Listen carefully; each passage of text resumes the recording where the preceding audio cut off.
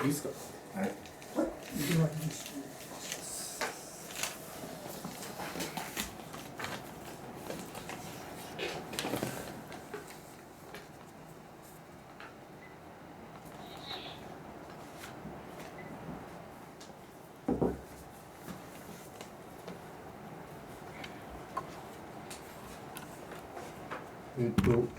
今日は来賓のところが中心になるんですけども、ちょっと僕めちゃくちゃこの回忙しくて、若干準備不足でちょっと今日はちょっと申し訳ないんですけども、一応ですね僕もなんで吉本さんがこんなに来賓を長ったらしく引用してくるのかがですね、ずっとよくわからないっていう感じがしてまして、で、いずれにしても来賓の一番大きなポイントは誕生の瞬間になんて言いますか非常に重要な意味を与えていると。この誕生の瞬間に重要な意味を与えているという考え方、そこが原料界とそれ以前との間のですね問題であるという、いわゆる原料界以前ということの位置づけを来賓のところに見つけようとしているということですね。でその来賓の考え方は、単純に言えば子供出産なんて言いますか誕生の直前と直後に人間は損傷を受けるという考えになります。で誕生の直前直後に人間は損傷を受けて、447ページの上の方にあるんですけども、疑似的な接触を発展させて快楽を捏造し知性を装い上辺だけのもの戦争などをこしらえ上げていくと。でこういった来賓の考え方のきっかけは、単純に言えばヒットラーだとかスターリンだとか、なんであんなものにですね何百万の人間が浸水してそれを支配できるのかという、いわゆるファシズム支配の根拠を人間のこの誕生の直前と直後に置いて来賓は考えるということですね。で吉本さんはそれを踏まえて胎児が出産を介してその前後に受け取る心的な傷について精神分析学者が真正面から語ったたった一つのものだという位置づけをしています。で乳児はさらに言葉ではなくて、言葉でノーというんではなくて情動構造や行動で、その萎縮であるとか尻込みだとか内向性諦め苦悩無欲鈍感無関心、そういうユダヤ・キリスト教的な宇宙の世界への引きこもりをする心的な殺害を受けると、それを非常に実際に象徴してたのがユダヤの割礼の儀式であったっていうようなことを言っています。でそうしてですね人間が生誕の前後に、傷つけられて無気力になって低体情動の根源的な欠乏を植え込まれていきますと、意図的に意識して、虚偽をもとにした人間関係の意識や儀礼やマナーを作り出して程よい挨拶を媒介にした社会関係を作り、また意図と目的の複合としての有用性をもとにした科学技美術文明を作り出したということ、448ページの上段ですね。要するに今の社会の在り方ですね、社会関係の在り方、そこでの意識や儀礼やマナーの仕方、それから意図や目的の複合をその有用性に変える科学技術文明というですね、ものを作り出したと。でこれは非常にニーチェの考え方と対応しているという言い方をしてまして、要するに人類というのは文明の歴史として初めから平等の歴史になっているということです。でそうしたその表層だけの知性、本能を壊してできた快楽、戦争などをこしらえてしまう、そういうことは出産の前後に起きるんだと。でこういうことは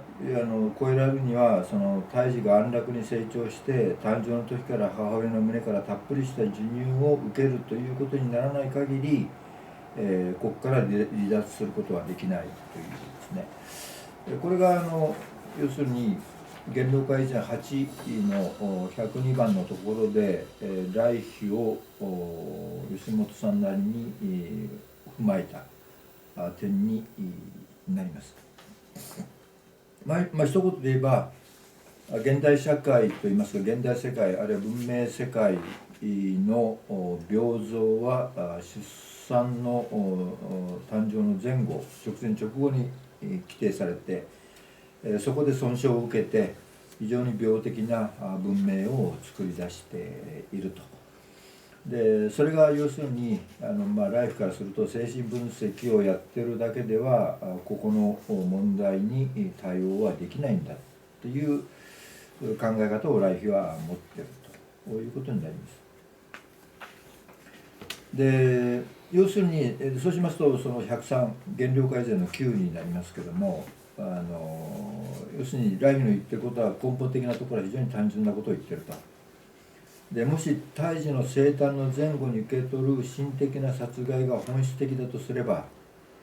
それは種族の改定問題になる。要するに種族を変えればいいんだという話になってくるということですね。で要するに母親から胎児乳児を急に乳児を幼児を急に切り離すということをやめればいい、そういうようななんて言いますか、授乳がたっぷりと与えられるような種族を作ればいいんだという話になってくる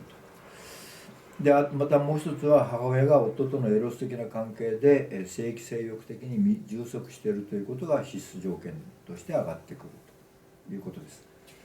でここにライヒはオルガンエネルギーというですね生物生命エネルギーが豊かに存在して流動していなければならないんだというですね、この考え方をライヒは打ち出した。でライヒは要するにこの考えはフロイトの要するに身体論リピドー論の延長から生み出された概念であって、フロイトはそれを要するに理解はできないということですね。ライヒの問いに対してフロイトの文化の不安という著作が書かれたというふうにライヒ自身がここで10回してますけども、要するにその時にフロイトの関心は社会がどんなになっていくかということはフロイトには全く関心はなかったと。で要するにエロスが実際にどういうことを意味するかということが何て言うんですか、そこから要するに無意識の解明に行くのがフロイトの考え方であって、自分の言うオルゴンエネルギー、生物エネルギー、生命エネルギーというもののですね、その社会的な在り方みたいなところにフロイトは何の関心も持っていない。で要するにライフは大事なのは母親がその夫との抱擁で、満足しているかしていないかっていう、これがもう重要なことで、そこにオルガンエネルギーというのがあるんだと、こういう考えです。でフロイトのじゃあフロイトは文化をどう考えているのかというと、吉間さんのまとめではその450ページの下の段の真ん中辺ですけども、一つはリピドーの消化であると。で現実の苦悩を拒否するための技術としてリピドーを移動させてより繊細で洗練されたものにしていくものとしての文化というふうに考えている。でもう一つは苦悩の脅威から精神を防衛するものとしての文化でこうしたことがですねフロイトの文化に対する考えであって、でライヒにとってはこれは文化を直視することをしてないということになります。でどうしてフロイトはそこを直視できなかったのかということで、ライヒの説明の仕方は、フロイトの性格からそれは来てるということですね。でフロイトというのは非常になんて言いますか性格的に特有な人で、そのフロイトの性格からそうした考え方がもたらされているということをライヒは主張をしています。でそれはさらにフロイトはがんにかかっていたということと、それからもう一つはフロイトはユダヤ人であるということを強調するけれども、その仕方や考え方や在り方は全くドイツ人的であるということですね。でそうしたいわゆるなんて言いますかフロイトのその性格からフロイトの考え方というのはもう規定されてしまっていると、そういうことをライヒは批判的に、見ています。でライヒ自身が要するに主張したいことは根本状況、つまり現象状況にですね、たどり着いていくということと同時に、さらにその根底、つまり吉本さんが言うところの原料化以前の領域に入っていかなければいけないだということです。いずれにしてもフロイトはもう始める前にもう諦めていたと。でそれは自分も同じであるという言い方をしています。一言で言うと政治についてはどうしようもないと、手の道はないということですね。で治療はできない、治療は不可能だと。でそれはなぜかというと456ページの上段に書いてありますが、上段の後半の方ですね、456ページに人間の中にある否定の脳というのがある。その基本的な脳という、つまり自分はやりたくないという拒否のある、これに、フロイトも私も気づくことができなかった。でつまりどういうことかというと、その下の課題にありますけども、人類の生物学的な原型質機能、プラズマファンクションという言い方してますけど、いわゆる原型質機能、もう1000年来損なわれてきてるんだということですね。でこれの問題をフロイトはなんて言いますか、その死の本能みたいなところで処理をしてしまっていると。だけど、そのライヒから言うとそこにまさにオルガンの問題があるんだということになります。で吉本さんはそこのところを、5点にわたって458ページから59ページにわたって、整理をしてい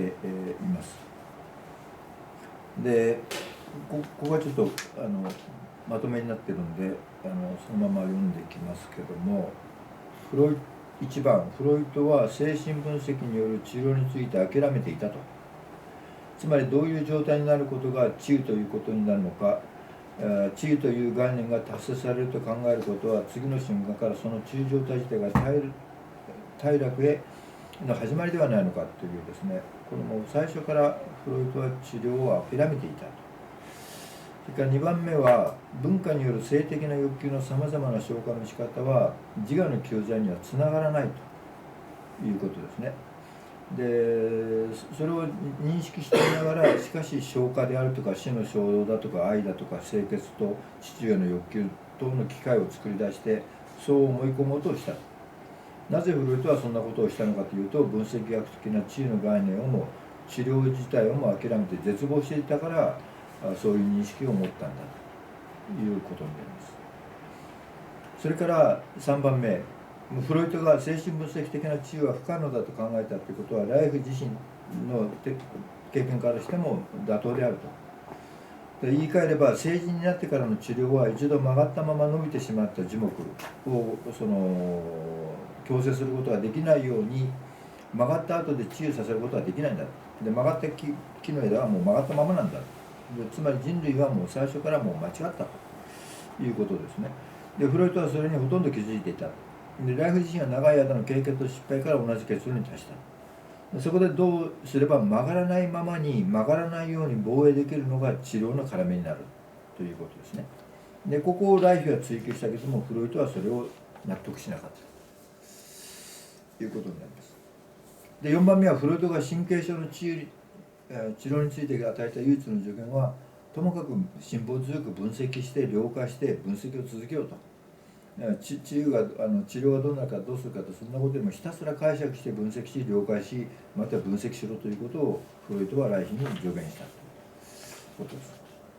でその時はフロイトもライヒも人間の規定には脳が基本的な否定として存在していて治療に対して否定的な反動を形成することに気づいていなかったと。この状態は原型質の流れが行き詰まっている状態に対応すると。こういうことです。これがフロイトに対するライヒの見解ポイントですね。でさらにライフは3つ重要なことを言ってるということです。で1番目は成人になってから後の治癒は、絶望的だということ。何もできない。木が、一度曲がったまま伸びてしまうと後でそれを要するに、矯正することはできない。その理由は人間の中には出産時の前後にすでに形成された基本的な視点のつまり自分はやりたくないというのがもう人間の中にあるからだ。それからそれは人類の生物学的な原型質機能として1000年来損なわれてきているものだ。でそれから3番目は出産したばかりの胎児に対して母親の乳首が生命エネルギーに満ちているままに提供されるかどうかがこの諸言の充足の問題の要になる。でそのためには母親は夫との性器性交で満たされていなければならないですね。この3点がライヒのポイントになるということです。ここで要するにフロイトとライヒの違いをライヒ自身の見方から見て、いるということですね。で吉本さんはこれをライヒの考え方は重要なものだけども非常に単純であると。でその単純さというのはもうちょっと先の方まで行くことができるっていう形で、そこに性格という位置づけを3つ挙げています。459ページからですねでつまりライヒは性格という概念で言うことができる心的な輪郭があるとすればそれは病気だとみなすことができると。つまり性格という心的な人格があるということ自体はもうすでに病気だということですね。でどうしてかというと性格というのはある際立たしい精神の特徴を意味していて反本能的なものが際立たしい箇所に存在することを意味している。そして性格という名の神経症の証拠が性格そのものに現れるとすれば女性の 90%、男性の 70-80% はその病像の中にいると。でもちろん性格の現れが単に目立つ行動の範囲内にあるとすれば神経症と呼ばなくてもいいはずだ。その時性格の行動は単に生き方の特徴とみなすこともできる。その境界をどこに引くかだけが問題になるということで、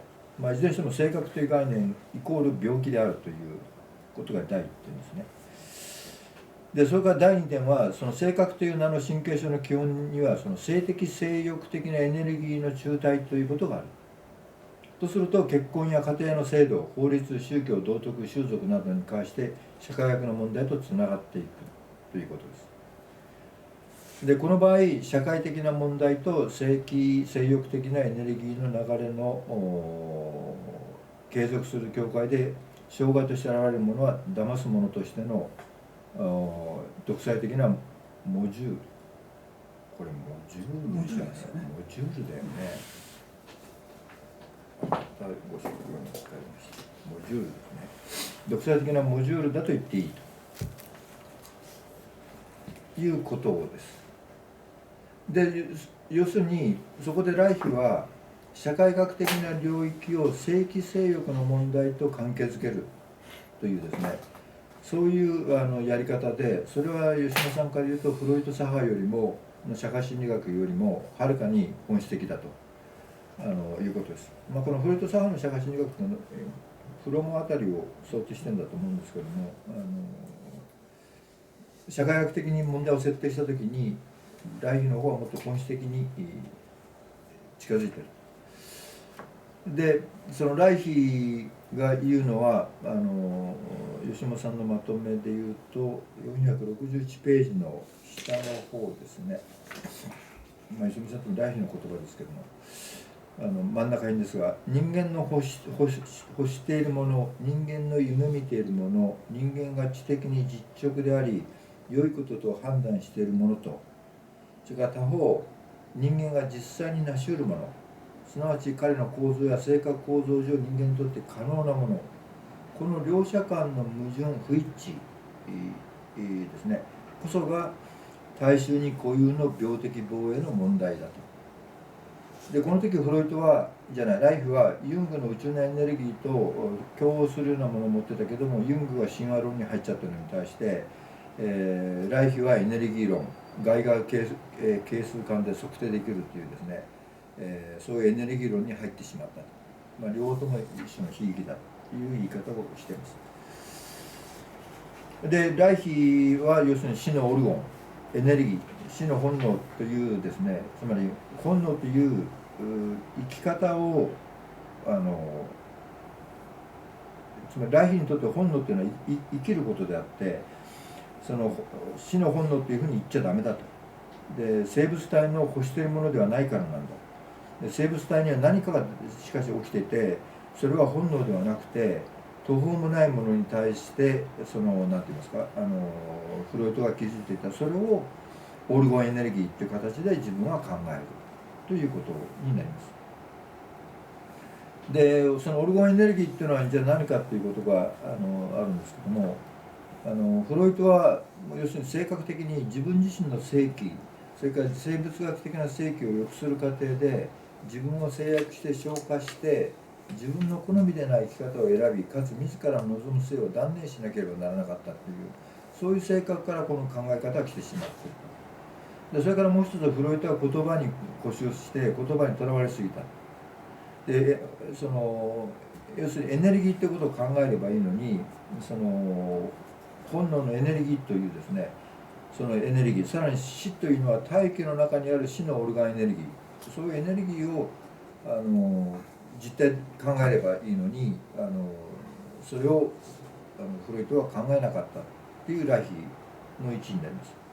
だけどライヒにとってそのロルゴンエネルギーっていうのは吉野さんから見るとそれも実体的なものではありえないと。で死に対して感じ取る心的なものは神秘主義のですね中にしかこうないということで、ただその時に464ページにありますその464ページの上段なんですけども、ロマン・ロランの永遠的なもの、宇宙的なものとしての対応的な感情というですね宗教的な感情の源泉に、フロイトは異を唱えているけれども、ライヒはあなたと春の間、そして神あるいは人々が神と呼ぶところのものと自然との間の合一の感情、これが人間にとって基本的な要素だというですね、この対応的な感情というものを有機的な生物学の活気としてライヒは考えているということです。でこれは吉野さんに僕がインタビューしたあれで確か対応的なこう感覚意識みたいなことをちょうど吉野さんも言ったんですけど、その頃から多分書いてたんだと思うんですけど、なんか非常に暴揚としてるけれども、この春だとか神だとかですね、そういうものにこう活気として現れてくる、そういうエネルギーのあり方ですね。それに対してライヒは性格といういわゆる病的な構造はその表層と中間層と核という3つから成り立っているということです。でその表層というのは要するに気持ちよく軽やかに見えながらそのまま通り過ぎていくとうっせきされたり欠如感がもたらされたりする、そういう表層があって、でその核というのはすなわち愛だとか生命だとか合理的なものですけども、その核にたどり着く。でそのためには実は中間層という恐るべきものが間にあると。でその中間層という恐るべきものは憎悪と恐怖、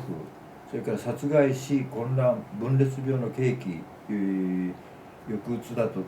が渦巻いているですね、そういった層で、フロイトはそこを死の本能とか破壊本能と呼んだ。でそのオルガンエネルギーがその流れ込んでいくときに、この中間層というものを通っていかないと、そう突き抜けていかないとならない。その中間層という恐ろしいものがそこにあるんだ。で人類はその核、その生きたものを健康な核に到達しようと努力はしてるんだけども、そこに到達する前にこの殺害や殺人や破壊の層というものを通過しなければならない。でそれが来妃の基本的な考えになります。で吉本さんは来妃のこういった考え方をその思考の経路というのを非常に自分はよく理解ができると。で今も心的な混乱と未知数をたくさん自分たちが今持ってるわけだけども、それがその来妃によって、示されたところっていうのにそこにあるんじゃないかというようなことですね。それで105ページの105番の原料化以前の11のところで吉本さんなりに来妃をまとめて的確にまとめています。でそれはもう一度繰り返しになりますけども、この憎悪、恐怖、殺害死、混乱、分裂病というですね、こういう地獄の層を通過しなければ愛、生命、合理的なものに達することはできないというこの来妃の考えの特徴は、中間層が文化によって生み出された人為的な事実であって、人間の性格構造に根ざした敵意だというふうに来妃は考えている。で来妃はこの中間層の過程をフロイトの死の本能だとか破壊本能というものに対応するものだというふうに考えていた。でそして来妃の性格の構造というのは非常に深刻で明瞭だって言い方をしていますけども、これはまさにその通りで、人間はその仮面をかぶり体裁を整え心の殻で身を固め、虚飾や虚礼を生み出さざるを得ない、こういうことをしている。でこの中間層にいる人間という存在が致命的な障害にむき出しのまま出会うこと、そこから自己を防衛するということがなされているということですね。でこの心の地獄を体験して自分も自国の敵意を行使したり応用かけたりしている、そういう人間の性格はこの中間層を恐怖するあまり退化して見捨てることもできなければ、この自国の層を回避して愛、生命、合理的なものへ直に行くこともできないということです。でこういう文明的な性格の位置づけが見されている。でそれに対して吉本さんが言ってることは、467ページにありますけども、こういう問題は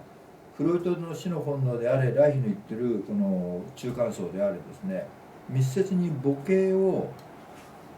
乳胎児期の母親との間の愛、生命と合理的なもの、言い換えれば母親との関係の仕方とその関係の写像のされ方に対応するものと見ることができるという467ページの下の段のところですね。つまり母系としてですね、要するに母親との間の愛、生命、合理的なものと、つまり母親との関係の仕方ですけど、それと関係の写像のされ方、これずっとこの原料化以前で出てきてるテーマですけど、そこを要するに対応している問題だと。でつまり来妃の言う中間層っていうのは乳胎児期の無意識の核が形成する過程の課題に転化させることができると思う。でもっと言うと、その時期の母親との関係と母親との関係の転写の問題に帰すると。ここに地獄の母系があるということですね。でそれと同時にもう一つその空撃があるのは、それが未開と原子の神聖の世界だっていうことで、ここはアフリカ的っていう段階の問題に入ってくるところになります。でそれはその、次回やるとして、でこれが要するにですね、来碑を吉本さんが踏まえて、まとめてるところなんですけども、もう一度簡単に説明言っちゃうと、ある人類の文明史的発展がある、それをもう1000年以上損害を受けてる、でそういうその文化の障害を受けたそこで人間というのは殺害だ、戦争だ、ファシズムだっていうようなものを作り出してると。でそれから同時に個人的にはそこで虚構のですね、見繕いをしているに過ぎないと。でそういう性格づけは文明の問題であると同時に、出生時のその直前直後のですね、そこでも決まってる、そこで充足を与えられてない、そういう習俗になってるから、そこで充足を与えられないんだっていう、そこに帰着されるということで、いわゆる文明と心的なものとの関係の原料化以前の位置を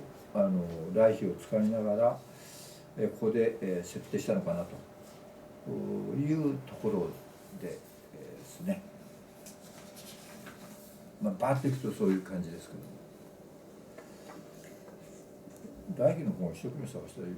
自分でもうどこにもない、どっか落としちゃったみたいな。ちょうど我々が学生運動をやってた頃っていうのは来碑ブームでして、随分来碑でセクシャルレボリューションだとか、それから平田武康さんという方がいらっしゃったんですけど、彼と直接会っていろいろ来碑の話を聞いたりですね、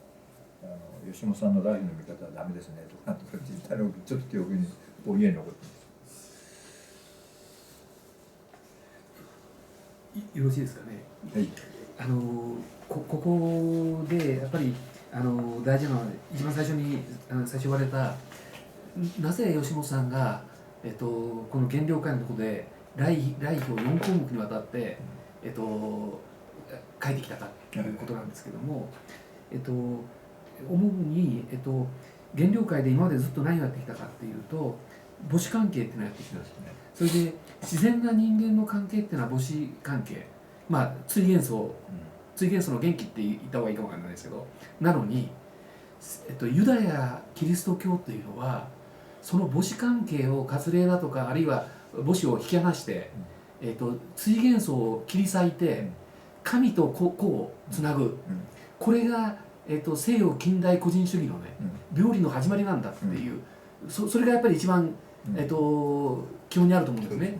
それが基本にあると思うんですが、その来が言ってる時はでそこは、アジアとかアフリカはちょっと違うんだっていうふうに私なんかこうイメージ、してるんですけれども、そこが必ずしもそう、来が言ってないっていうのがですね、446ページの、それが、西洋近代個人主義に対する、割礼だとか、追元層の切り裂きみたいなことじゃなくてですね、446ページの上段の後ろからは、それはこういうことですっていうことで、人類の生物学的なシステムは長い間に滅亡してしまった。でここからアジア、すなわち中国日本においては何千年も前にそれが滅びてしまっている。インドやアラビアではその硬化してしまった構造だけが残っています。幾百万人が絶望の状態に置かれている。これがためにモスコーモジューがアジアで成功するのですって書いてて、全体のトーンは西洋近代個人主義っていうのが追元素を切って、こんな病的な文明を作ったんだっていうことにもかかわらず、この辺でアジアとか、が出てくるっていうのはどういうふうに読めばいいのかなと思ったんだけど。ここは来碑の単なる無知だと思います、あ、そうですか。あんまりこう着するのでね。だから要するになんていうのかな、来から見てアジア、日本、中国っていうのは文明があるようで文明がないっていうちょうどこれ何年ぐらいだろう。橋の敵上、日本の軍国主義の状況、何年ぐらいのこれってありますかね。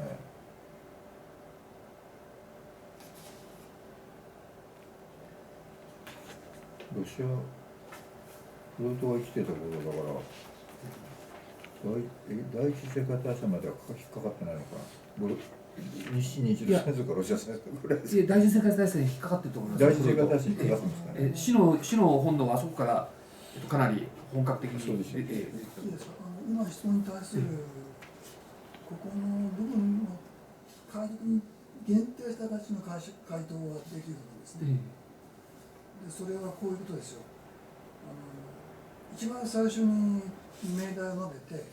いいですか。今の446ページの上段の最初の行から、いいですか。最初の行から下段の4行まで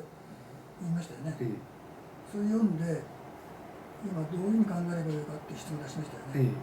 それに対する回答は、この書かれているテキストの中で回答を当てることができる。それはどういうことかというと、ある解釈を与えればですね、今の疑問は評価すると思います。ちょっと言いますね。まずこうですね。ちょっと読んでから。それはこういうことです。人類の生物学的なシステムは長い間に滅亡してしまった。でアジアすなわち中国、日本においては何千年前にそれが滅びてしまっている。インドやアラビではその後悔してしまったことだけが残っています。と読んで、質問、これをどう考えればいいかという質問だが、これは、ここの論述の構造は、命題を出して、それの事例という関係になっています。命題というのは、人類の生物学的なシステムは長い間に滅亡してしまったという命題を出して、それの事例として、基本的に全ての地域を出しています。基本的にですよ。一応基本的にと言います。アジア、具体的には中国、日本、次にインド、アラビアを出して、次にヨーロッパ、アメリカを出したわけですよね。まあ、アフリカは出てませんが、一応これは単に出てないだけであって、とすると、この論述の構造は最初に命題を出して、それを補強するために事例を出すという関係ですから、事例の出し方の種別、違いに関しては差し合って議論しなくていいと思います。事例の出し方の種別って何かというと、中国と日本においては何千年前に滅びてしまったと。ですよね。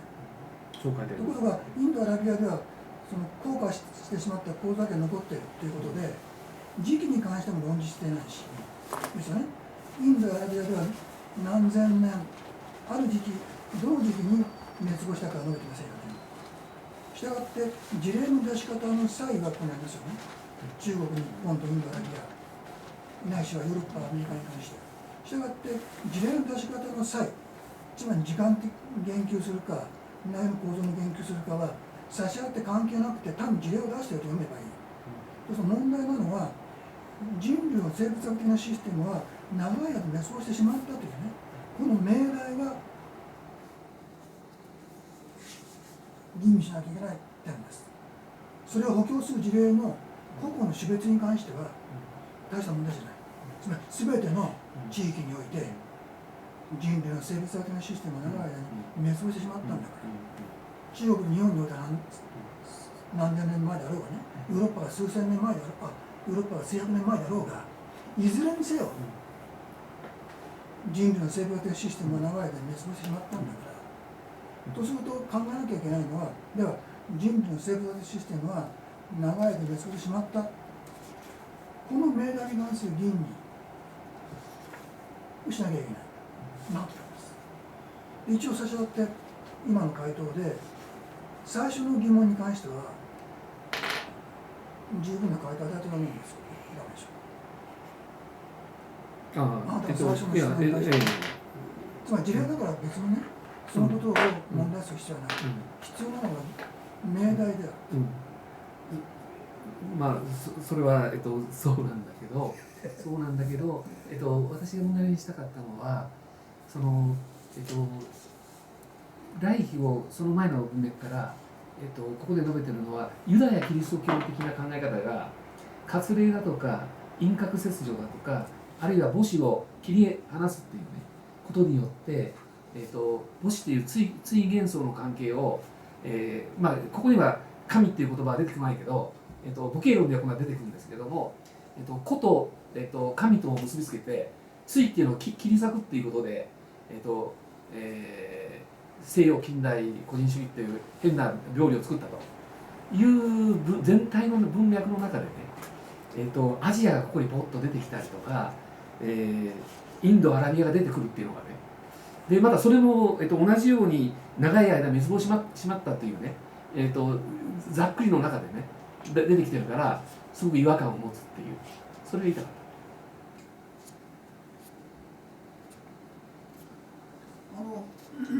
違和感を持ったとしてもね、論点のポイントはヨーロッパアメリカ地域におけるいわゆるインドヨーロッパ語族における、その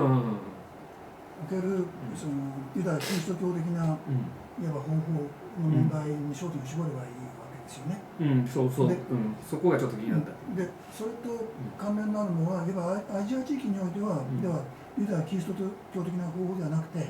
別の方法が用いられているということは可能性としてあるということですね。ただそれに関する言及は当然来にはないよね。ここにはないし、それから吉本さんの心的現象論で言えば原領海の前の領海路のところで日本っていうのは母子関係を大事にしてきたっていう、論述があって、これにちょうど対抗するような形で述べられてる、部分だから、アジア的あるいは日本的な、追元層の大事にするっていうね、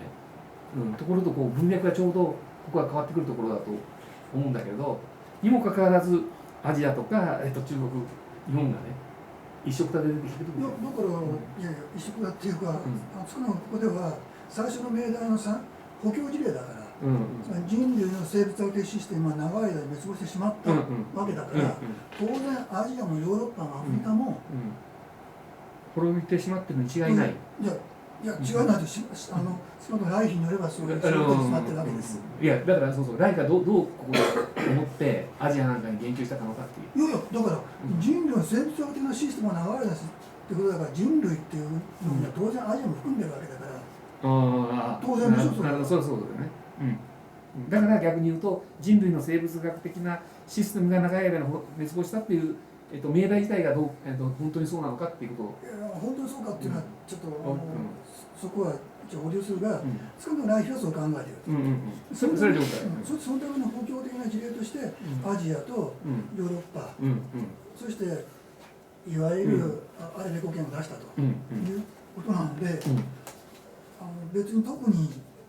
そのことはここの文脈の中では特に問題することじゃないんじゃないかな。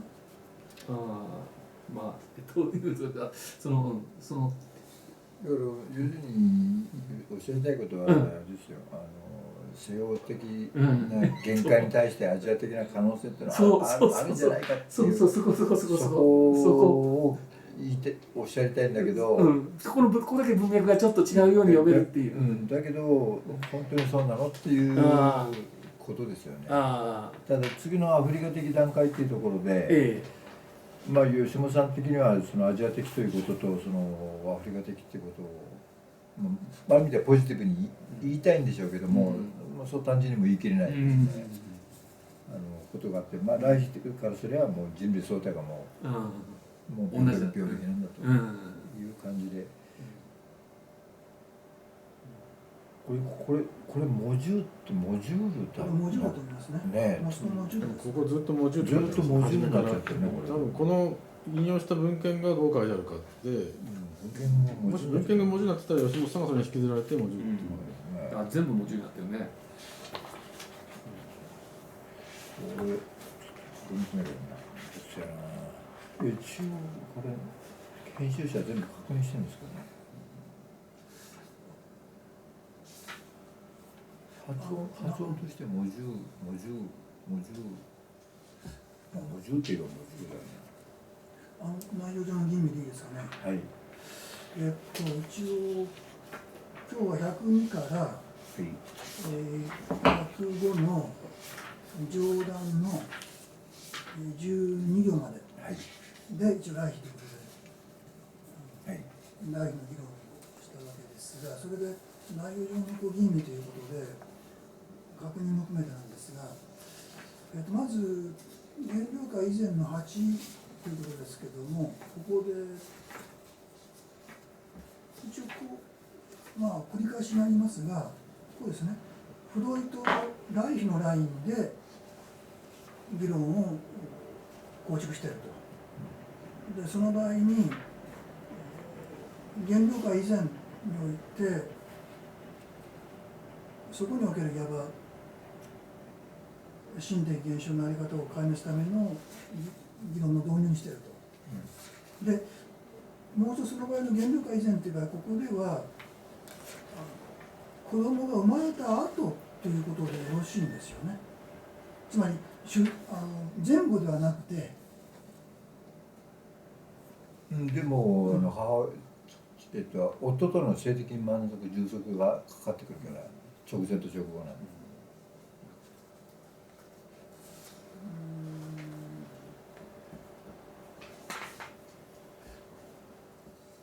もし直前というふうに言うと、そう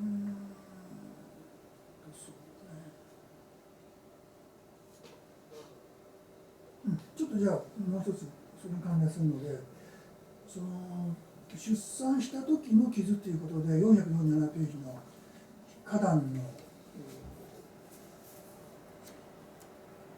第2パラグラフで述べているので、そこで確認をしてですけど、私の知識の範囲で言えば、胎児が出産を介してその前後に受けている心的な傷について精神分析者が真正面から語ったただ一つのものだと述べて、その次にまず心的な傷を作り出すためのユダヤ・キリスト的な方法、一番極端な出産時の自処方法について語られている。割礼がそれだと述べているわけなので、ここは厳密には前後ではなくて出産の後のそこにおける心的な傷を作り出すユダヤ・キリスト教的な方法の割礼というところで限定した方がよろしいと思うんですが、いかがでしょうか。もちろんそれは前提として、フロイト来妃のラインで生誕の直後におけるいわば心的な殺害、それのユダヤ・キリスト教的な方法という、そういうふうに考える。でもその記枚史テキスト主義でいくと446ページにフルート来妃自身がその損傷はまさにその当初において起こる、つまり誕生の直前直後をつってるよテキスト主義で言うわ。もしそういう直前ということがあるとすると、これは来妃自身のいや違うな、そうすると問題はこうですね、2つあって、2つあります。2つっていうのは、まず1つは来妃が直前直後という考えとしているということを前提にすると、吉本のこの解釈は非常に限定しているとなりますよね。つまり吉本の解釈っていうのは、花壇の447ページの花壇で私が読んだユダヤ・キリスト教的な方法の割礼というところに焦点があったということは非常に限定した形になりますね。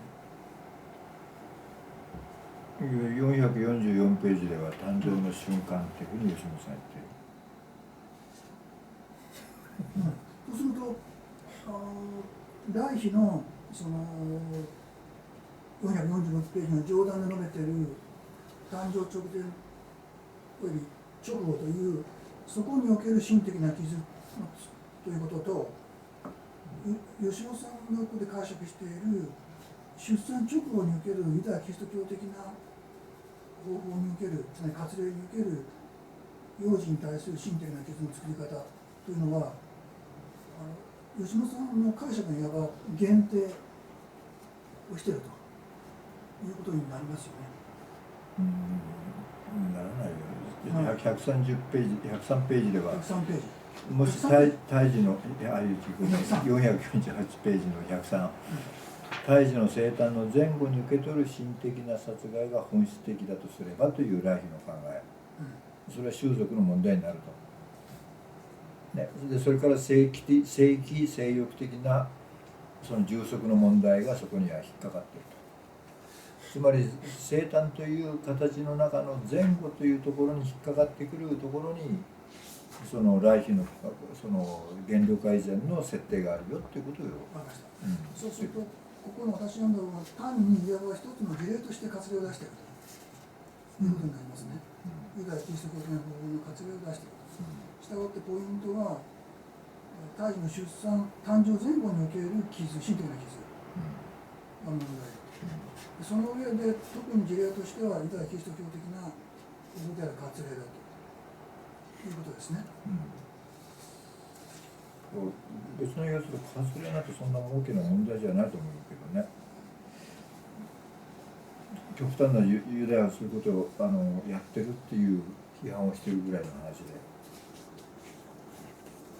問題はともかくその誕生の底にそのエネルギーの問題、それがもうフロイトのリピドの延長上で自分は非常に重要だというふうに考えるということの一例だよね。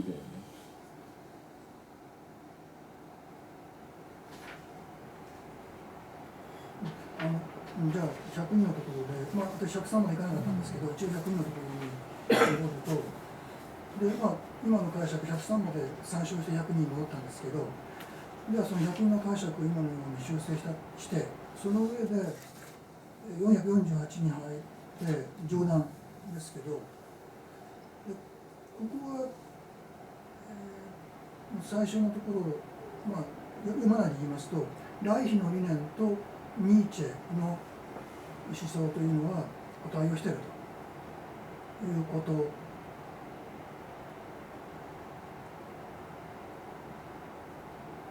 一応そう考えているわけで、ここは肯定的に考えているというふうに読んでよろしいんですよね。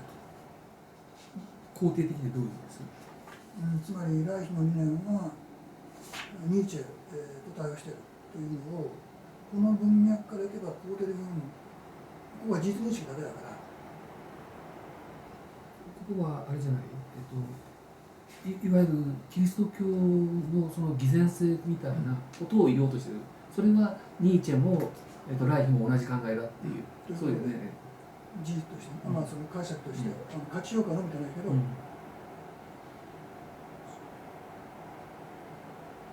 価値評価を入れれば、来妃とニーチェっていうのを対応させた上で、来妃の思想とニーチェの思想というのを肯定的に捉えているということですよね。それでよろしいんですよね、山本さん。いいと思いますね。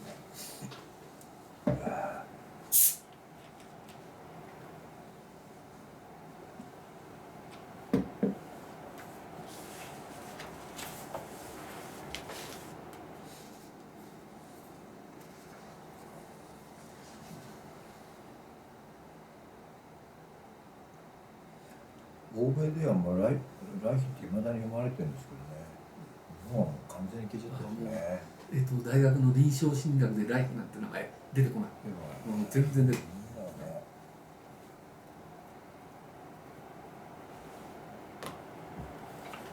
い。じゃあちょっと一旦ここで止めて、フロイト・来妃のラインで生誕の前後における心的な傷というのを取り上げて、かつその傷というのがユダヤ・キリスト教的な方法においては割礼という形で表現されている。そして来妃の理念というのはニーチェの哲学なし思想と対応しているというふうに述べているとすると、吉本さんの少なくともこのレベルにおける吉本さんの思想というのはフロイト・来妃、そしてニーチェ、このいわば系と直接に接合しているというふうに考考えなきゃいけないってことですよね。何がいやこの102にですね、今限定した話で、ここまでの段階で言うと、吉本さんの原料化以前という、そこにおける身体現象のあり方に関する理論というのは、フロイト・ライヒ、そしてニーチェのこの系譜と直接に接合しているというふうに考えているわけですよね。フロイトってのはどっから？要はそれはライヒというのはフロイトの系譜。まあそういう意味ではそうだけども、フロイトとの違いっていうことでいうと448ページのね、上段の一番後ろの、もちろんそれは、だから、フロイトはどっちかというとエディプスのところに重点があったのが、ライヒはそれ以前のところだよっていう、まあ、流れとしてはそういうこと。系譜を表現する場合は、個々の違いというのは一旦写真した上で系譜表現しているので、個々の違いは当然あると思います。もう一度言うと、フロイト、ライヒ、ニーチェ、吉本というこの系譜線が引けるでよろしいんですよね。何の話でした？原料化以前の身体現象のあり方に関する吉本さんの理論的な言説においては、フロイト、ライヒ、ニーチェという系譜線が引ける。もちろんより正確に言えばニーチェ、フロイト、ライヒですけどね、時間系列に。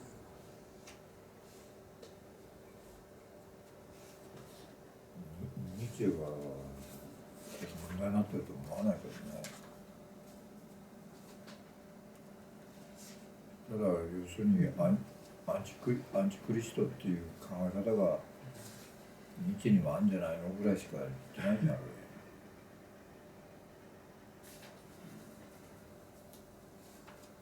う。いや大事なことはともかくそのライヒとフロイトの違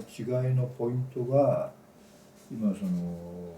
田中さんが言ったようにエジプスに置くフロイトあるいは死の本能に置くフロイトに対してエネルギーに置くあるいは誕生の生誕のところに置くライヒの位置づけ、それが文明論のところ文化論のところで違ってくるという。でその根本を探るとそれは吉本さんから言うと母系の母親との間の関係とその関係の写像との相方だっていう、そこだけだよ。そこは一番最後のあれですよね、105の467ページに述べてるわけですね。そこはまとめたわけですよね。だから僕にはもういまだに疑問なのはなんで大学こんな上げた引っ張った形したのかちょっとよくわからない。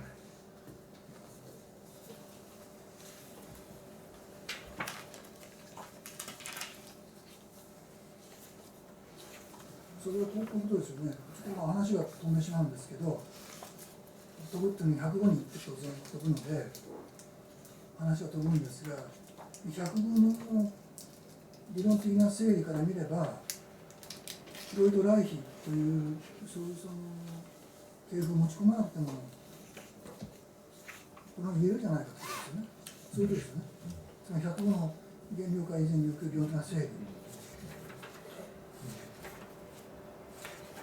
この理論的整理っていうのは467ページの後ろから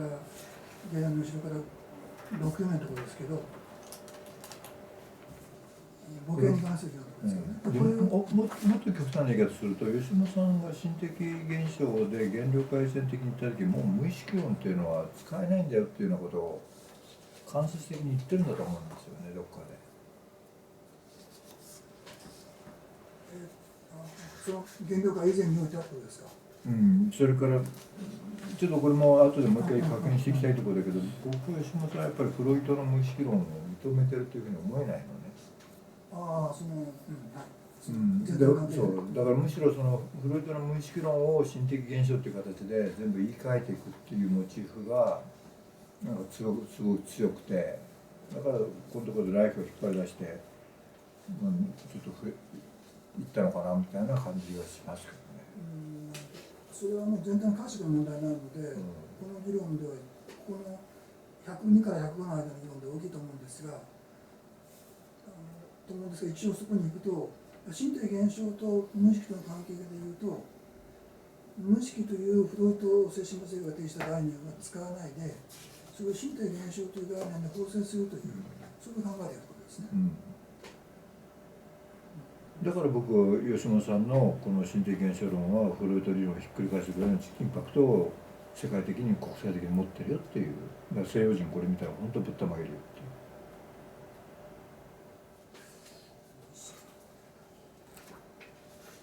ていう。別の言い方すると無意識論めちゃくちゃだもん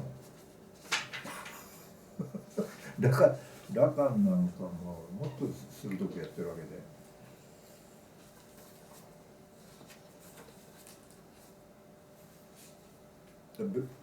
逆な言い方をするとなんで無意識論があんなに欧米で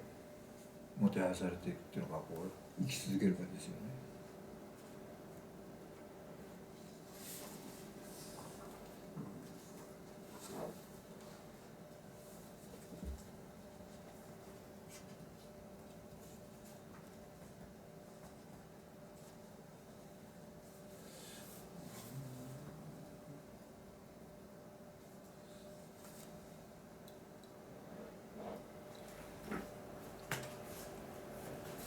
まあ別に結論を出したわけじゃないんでしょ、山本さんの方に。まだそこはちょっと一番、しっかり心的現象論として一番しっかり掴まなきゃいけない。それ気があるんですよね。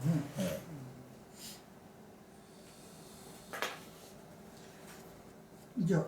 そこは分かりました。でそれで丁寧に読んでいきたいので、あえて限定する形で述べて後ろから読まないようにしてるんですいません。でそうするとですね、103に今度入ると、そうするとここで言われている、もうすぐ山さんが言ったことですけれども、ユダヤキリスト教的な習俗のいわば改定問題、これが乳児の生誕直後における身的な殺害というものを改定するため、変更するために、ユダヤキリスト教的な習俗の改定問題が現れると。これは文化の問題だということですよね。そうなんだと。これはライヒはそういうふうにはそこまで文化という概念に一元化する形ではないというふうに、読むんだと思いますが、その点はそこは、どこでそういうふうに言われてる？どこで言われてるか。来妃は、文化のでっていうふうに言ってないよっていうのはどこの部分です？文化だけっていうことではなくてね、これですね、い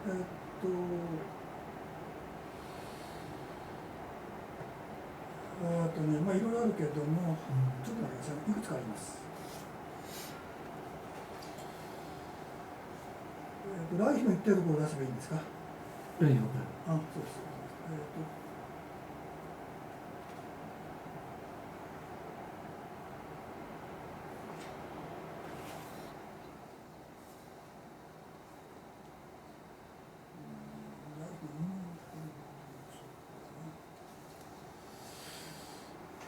103にちょっと限定してですね。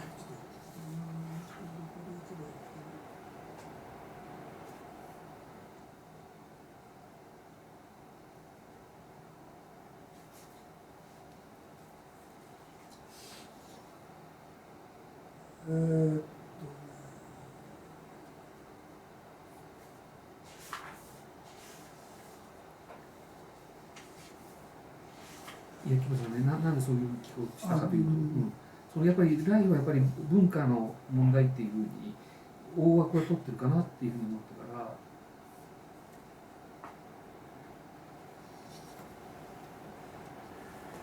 そうね、これだ。そうですね。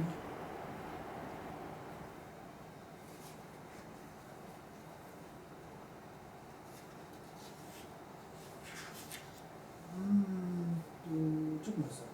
具体的に文献をね、信じちゃいけないから。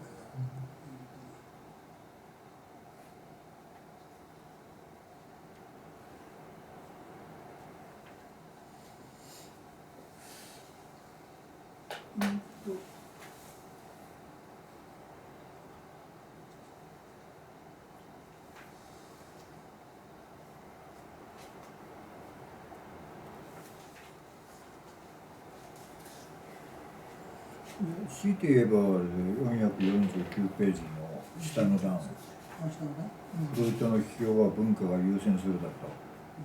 文化を語るなんて非合理的だったよ、申し訳ないけど彼は非合理的だよっていう、俺はそんなこと言わないよっていうことだよ。そんなことよりも俺はエネルギーだよっていう。からですね。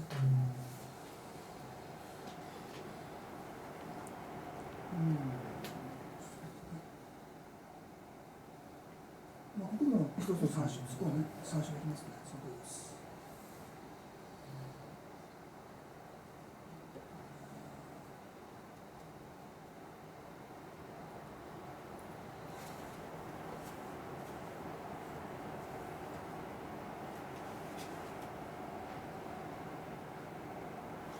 ちょっと吉本さんの解釈になるので、今、誰がどう言ってるか、ちょっと今すぐ出てこないので、いきますね。450、今、山本さんが言ったこともその通りなんです。ここ、450ページの下の段、課題の後ろから5行目、途中目ですけどね。また次に文化に関連するという考えを持ってたと述べて、来賓がこれが直視すべきものを直視せず、上辺だけ大差を立てたものに移った。フロイトのリビドー理念をまっすぐに延長していけば、自分の考えに到達することを疑わなかった。ではなぜフロイトは回避し、文化で語りつけようとしたのだろうか。これは吉本さんの問いですよね。で、したがって、今山本さんの説明を挙げれば、前の段、449ページの下段、来賓のフロイトの批評は文化を優先するでした以下の部分、以下の部分というのをちょっと読んでみれば、そこが言えば言及している部分の一つの例じゃないでしょうかね。フロイトの批評は文化を優先するでした。彼は非合理的だったと思う。申し訳ないが彼は非合理的でした。私は彼にこう言いました。うっせき、リビドうっせき、ないしリビドうっせきが神経症や神経症的過程の革新だということをあなた自身の理論も述べており、しかもあなたも否定しておられない。彼は決して否定しなかった。俺がその能力はそのうっせきを克服する。少なくともそれを所有する鍵だとすれば、私の神経症予防理論を正しいのでありませんか。それはあなた自身の理論であり、私はそこから結果を引き出しているのです。ちょっとごめんなさい。私のちょっと取り方が、桑田さんが言ったことと違うように取ってるかわかんないんだけど、フロイトがその文化は優先って言ったのは、来妃は文化によって人間の本来持っているものがいびつな形になったけれども、フロイトはそういうふうに考えてなくて、文化はやっぱり前提にすべきだっていうことで考えてるっていうことじゃない。文化を前提と文化っていうのを、いびつなものにしたみたいな捉え方はすべきでないっていうふうに、フロイトは考えてて、でそれはずっと後の、講談のところで、フロイトはドイツ的にものを考えてるんだけど、自分がユダヤ人だっていうことがあったんで、ユダヤのっていう文化を否定はしきれなかったっていう、そこにつながっていく、文化が優先するっていうのはそういう意味じゃないんですかね。違います。よく取れないんですけど、言ってることがそう取れないんだけど、一応私の解釈すると、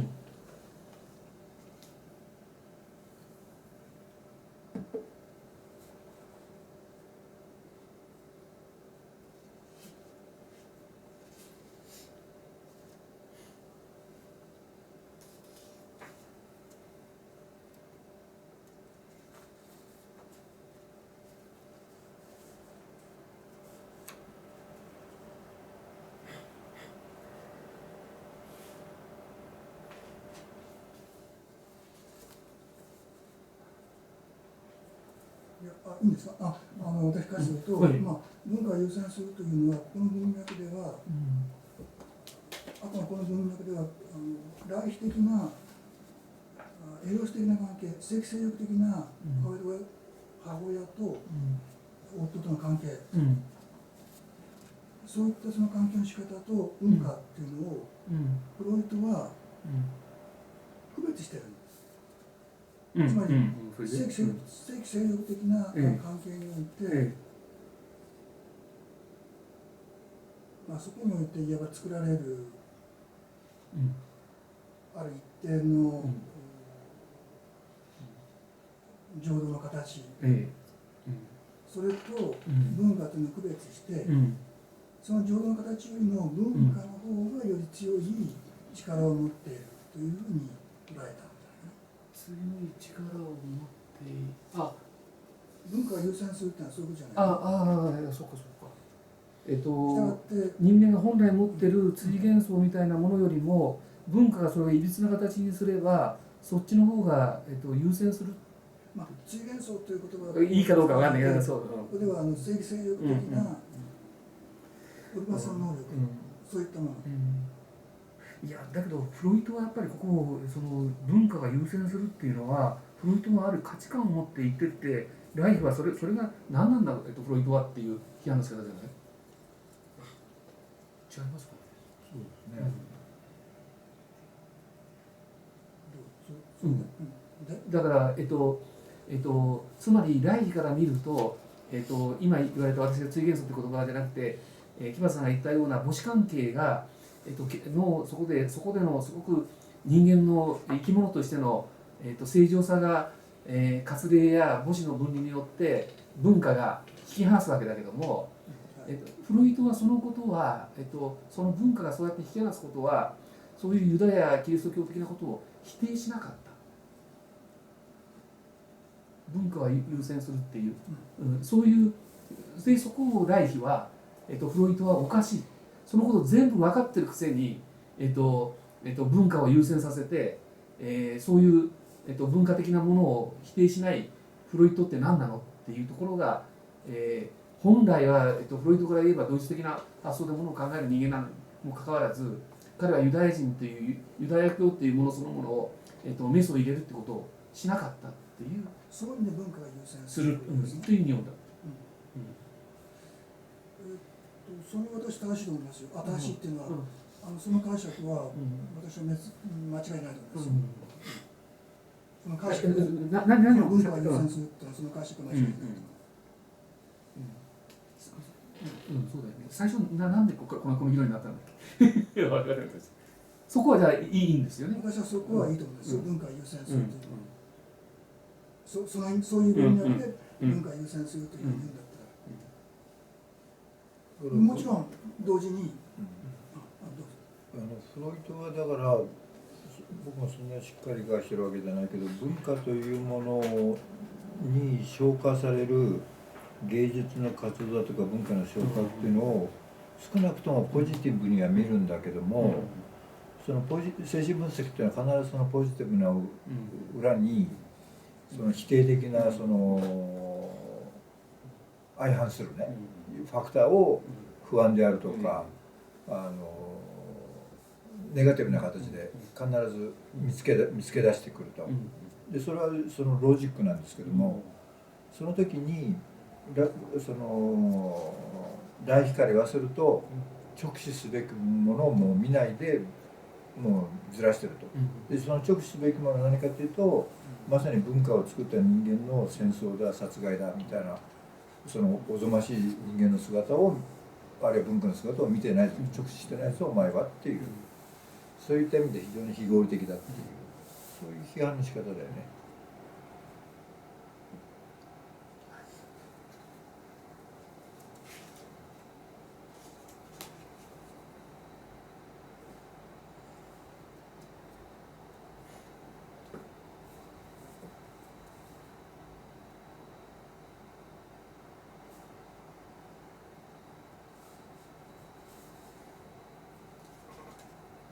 一般的に僕はともかく見てる限りではフロイトに対する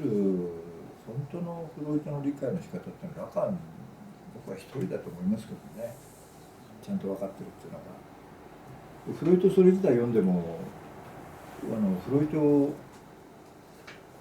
なんていうのフロイトが語ってて考えられてないところをフロイトに即してちゃんとやってるのはラカン一人だよね。他にやっぱりいないですもんね。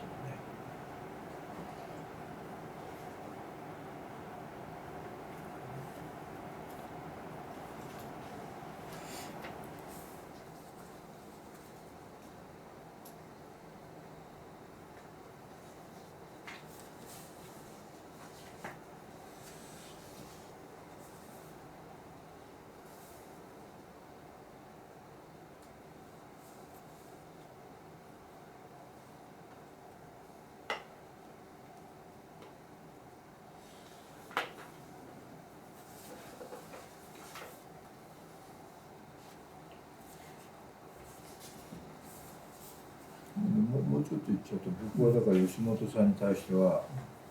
ラカンがフロイドに対して取ってるような態度で吉本さんの可能性を引っ張り出したいっていう位置からまたそういうふうに言ってるんですけどね。っていうのはフロイトはダメだって言ってもどうしようもないと同じで、吉本さんダメだって言ってもどうしようもないんだよね。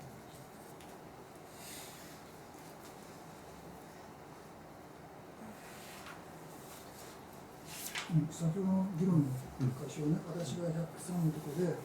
大事な考え方っていうのは文化っていうのに対してそれほど重点をそれほどっていうのは比較ですけどね、置いてないのではないかっていうそういった発言を私したからなんですよ。そうその重点を置いてないっていうのは先ほどの文脈では文化的なものと正規西洋的なものとの関係の量としてそう述べたわけですね。で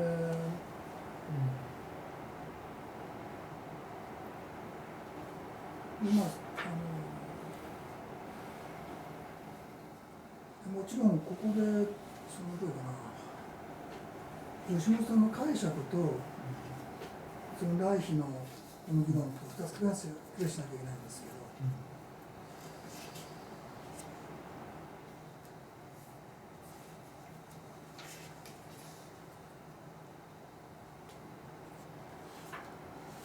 問題はですから、もう一回話をすると、原料化以前の9のところの議論というのは、心的な殺害っていうものを、103ですね、103の原料化以前の9のところの花壇と言います。で、来賓の考え方に関して吉本が整理しているところで、ここでまとめてるわけですよね。心的な殺害を本質的とすれば、宗教の改定問題になると言ってるわけですよね。103です。原料改善の9の課題の部分で、宗教の改定問題っていうのは、これは宗教とは文化ですから、文化の改定問題ですよ。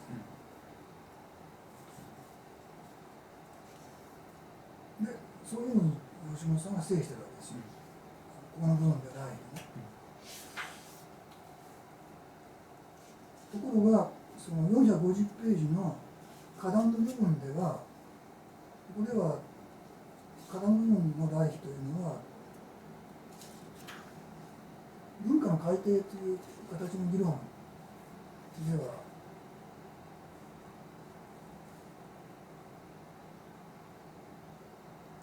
吉本さんは解釈してないんですよね。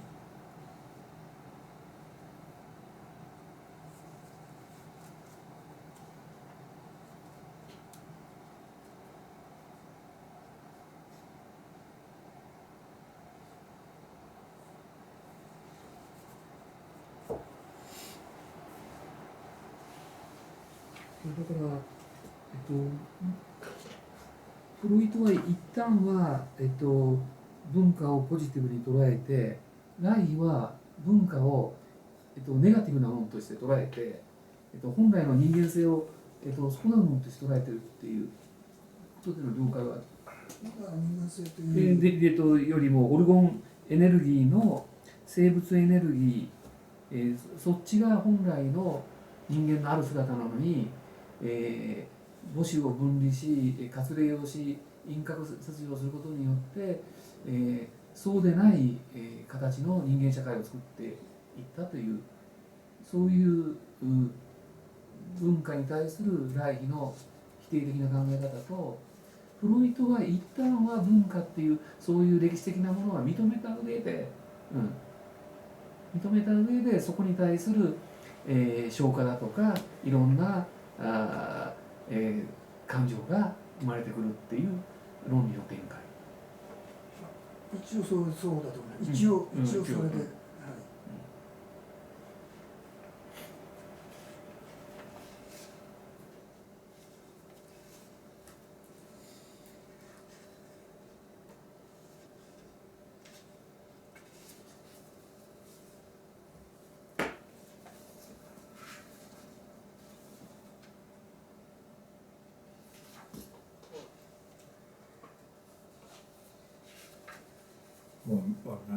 でも今僕はもうこのなんだっけ基本的な否定のつまり自分はやりたくないという拒否のあるですね、こればっかりに出会っていくんで、もうちょっといい加減にせいっていう日本の状態ですね。だから別な言い方すると日本もようやく西洋的無意識の世界に入ってきてるのかなっていうね。自分が始めた20年前はそんなにね、やりたくないっていうふうにはなってないんですよね。今はね、ことごとくこれなんですよ。もう人とこう接触してると、これはちょっと山本さんの言葉で言うと、日本も社会する世界にいやその社会する世界なんですけど、それはもっと根底にね、精神分析的な装置を心的に日本は持ち始めてるのかなっていう感じですよね。だから誰かが規範を作ればその規範に基づいて、それがヒトラーであれスターリンであれ日本のなんか企業のルールであれ、その言う通りに。本当に分かんないんですよ。お金使えるんですよ。なんで使わないのか本当に分かんない。だからああいう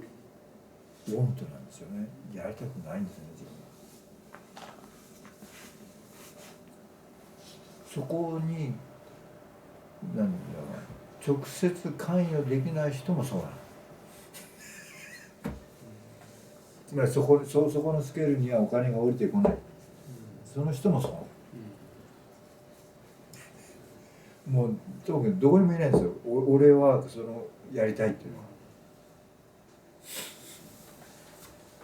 今日やっと一人いたかなっていうような感じ。そのぐらいいない。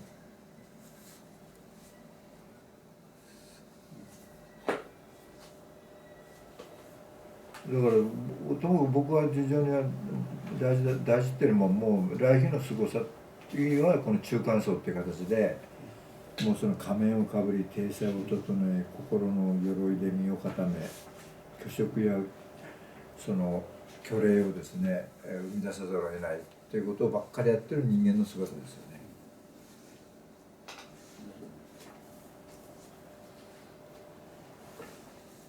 そうすると僕みたいなものはすぐ弾かれるという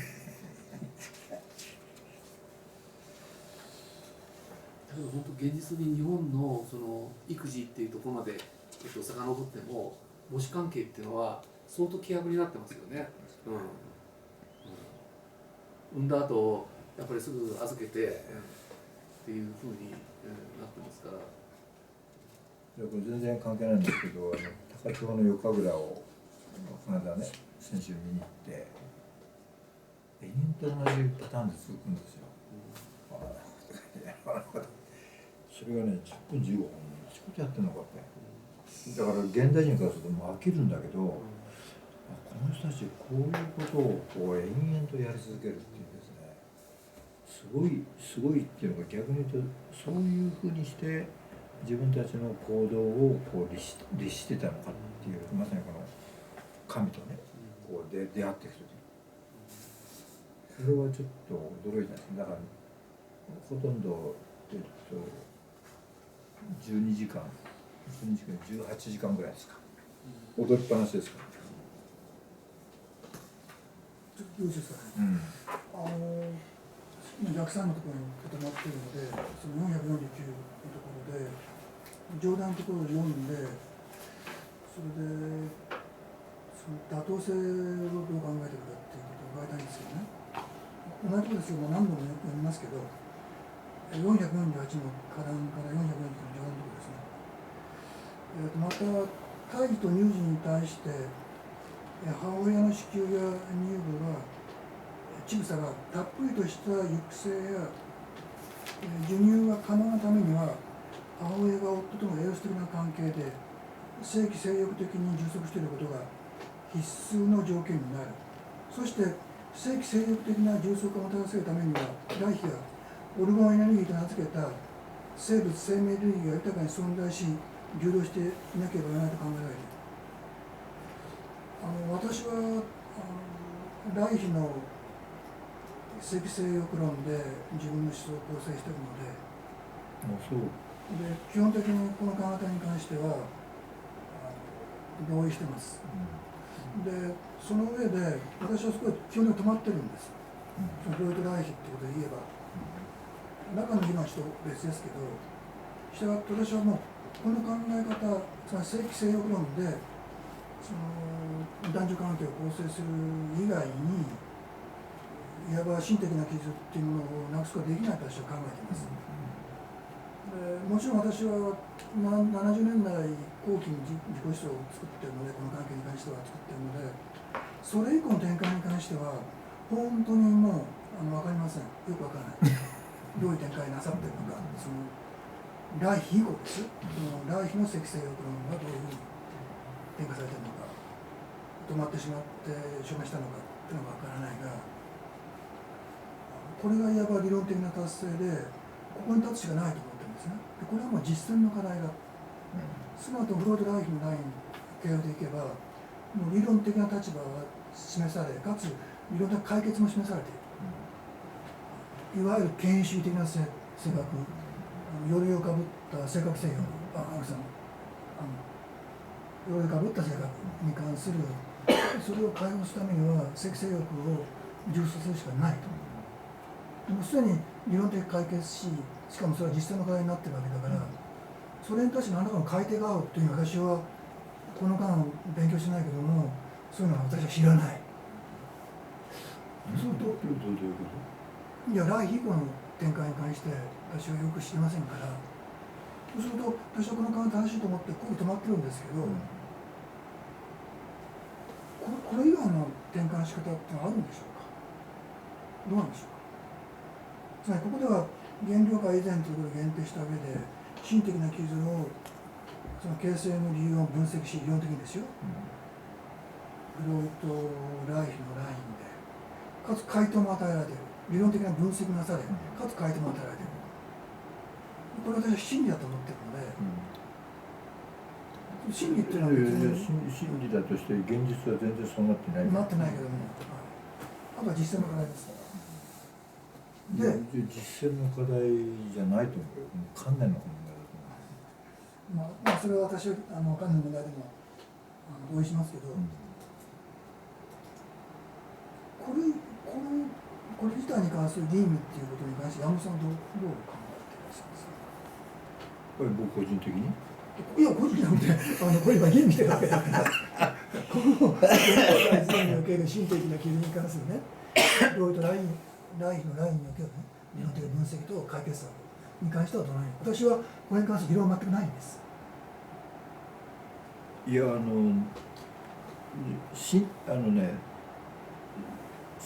うなんて言ったら、性的なものっていうのは吉野さんが言ってるように正規的なものじゃないんですよ。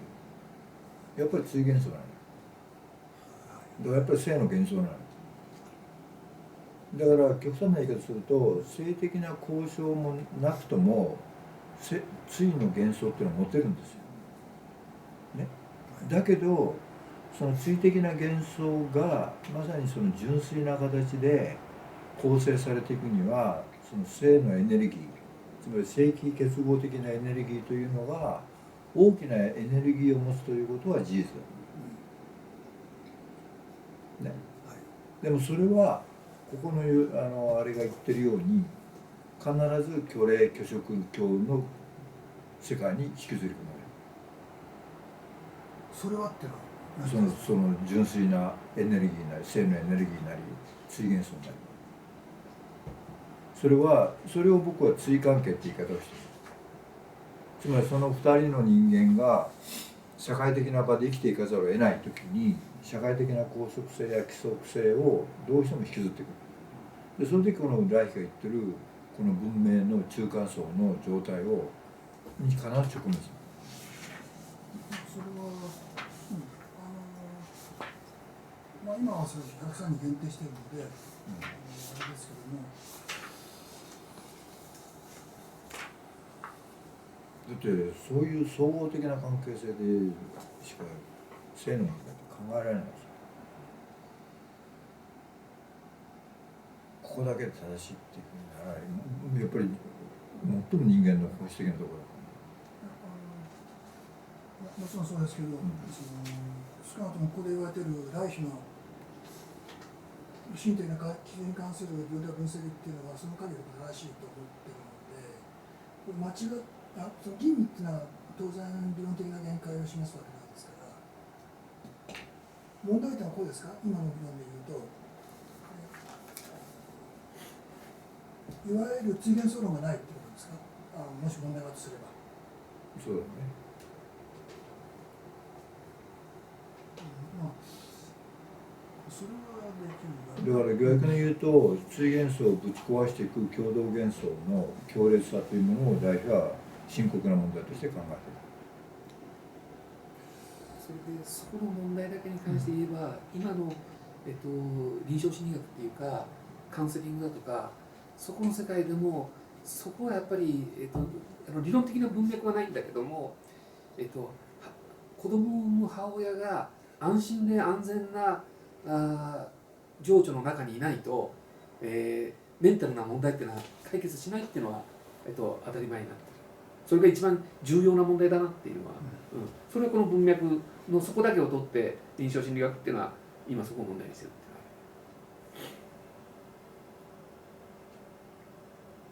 いうのは。そうか、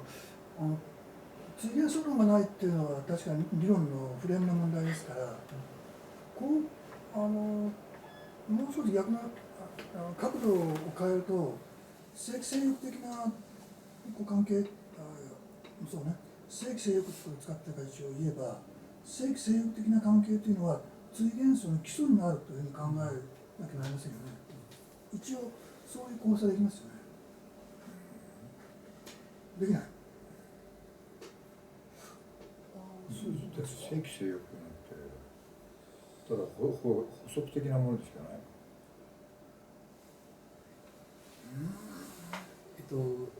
ごめん、例がいいかどうかわかんないんだけど、プラトニックラブだとかさ、純愛っていうのは男女の、性的な性器性欲的なものを基盤に置いてるけど、そのプラトニックラブっていうのが幻想が成立するのは性的な交渉を持たないっていう幻想ですよね。だから追元素ってもともとは、性器性欲的なところから追元素は出たってことは言えるけれども、性器性欲的なところをそのもさえ否定する幻想さえ生み出す。まあそれはどうされてるんですけどね。そうきたかそうきましたか。問題はそのライヒの理論、フロイト、ライヒの系譜のこの正規性欲理論というのを追元素論との関連でどう位置づけるかっていう問題にも入ったと思うので、私は追元素という概念で言えば、幻想としての人間ですかね、そういう概念が基礎になってますから、追元素っていうのはもちろん幻想としての人間のいわばお互いに性として現れる、つまり幻想としての人間がお互いに性として現れる、そういうその関係の仕方、一方男で現れる、一方女で現れるというね、そういう個別の人間関係、個別の二者関係において幻想としての人間がある場合は女として現れる、ある場合は男として現れるような、そういう性として現れる、そういうやり方を追元素として考えますので、その追元素を構成する基礎的な概念として性欲にかかる概念というのは一例ができると私は考えている。私が。いやいや、それは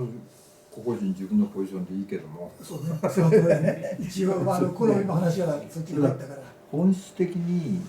その大事なことは、その追元素というね幻想形態が純粋的に存在し得ないということなのよ。そういう場に常に置かれる。だからこれは要するにここで言うとこのその習俗の改定の問題なんです。で、僕もその理念的にはだよ。理念的には追元素というのは共同元素を突き抜けてね、その愛のその力がそのなんか羽ばたくみたいなこと言いたいけども、一つとしてありえない。現実に必ず直面する。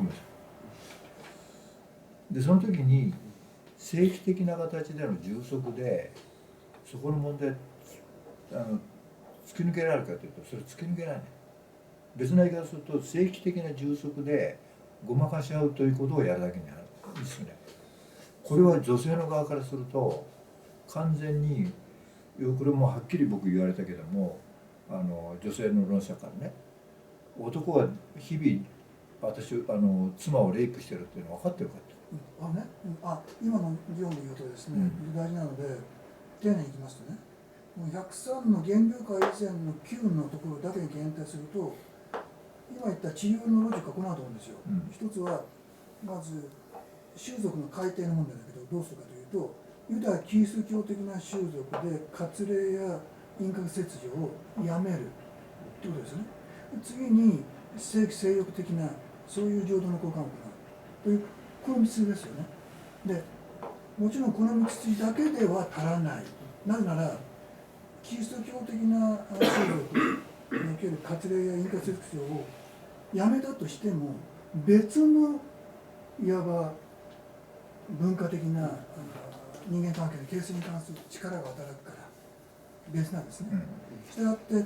そのいわば別なもの、ここで中間層という言葉を使えばいいけど、中間層を取り除かないと正規性欲的な関係に至らないと思います。したがって正規性欲的な関係というのはある種のいわば理想的な状態、理想形とも言える。そこはそう言えると思います。ただこれは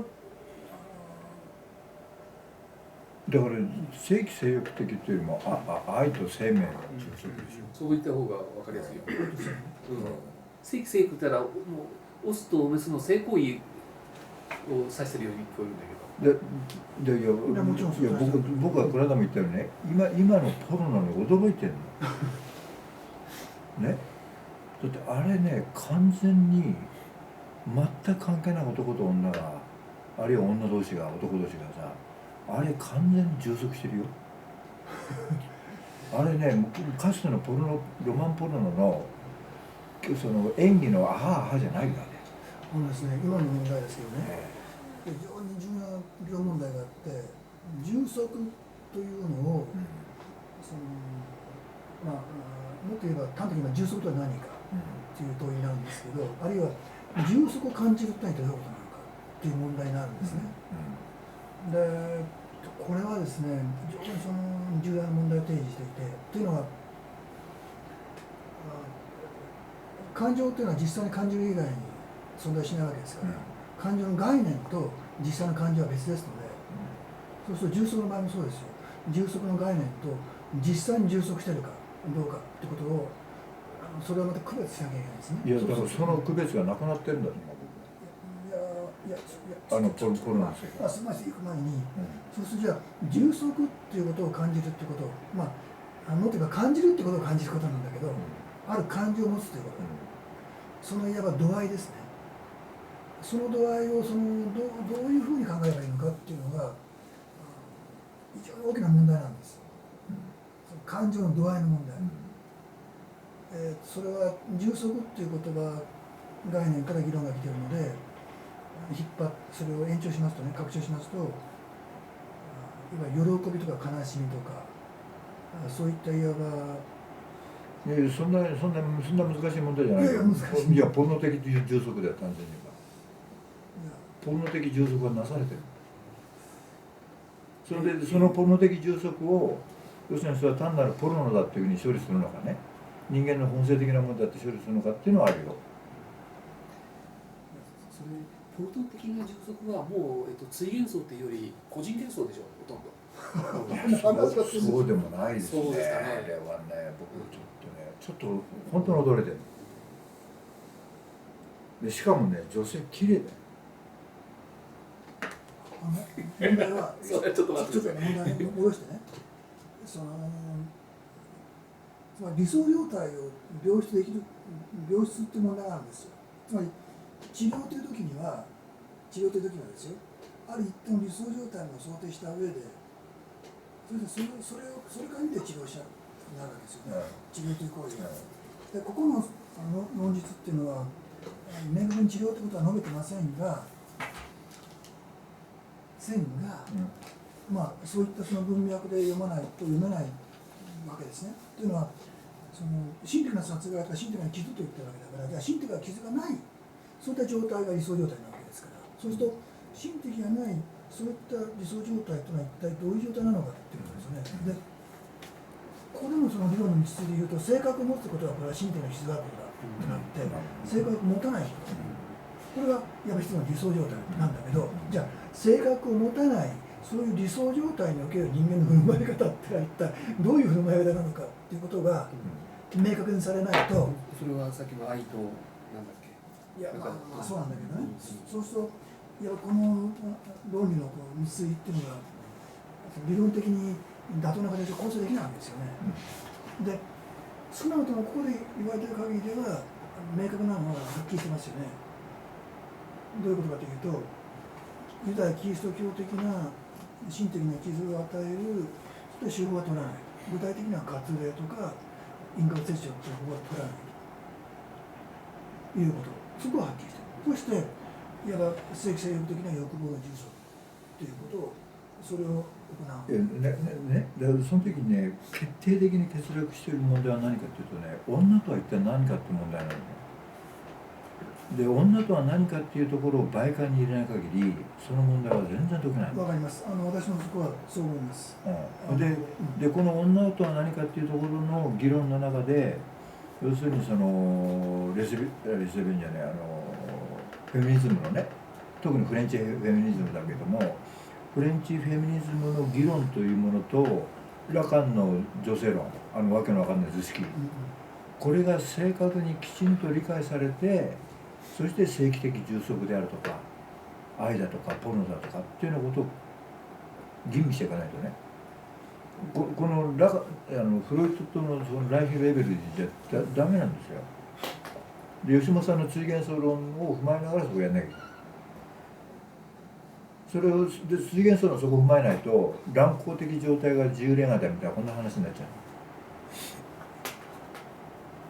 だからあくまでも追幻想という限定性とね、その規定性みたいなものを本質規定として踏まえながら、今言った女性性の本質は一体何であっ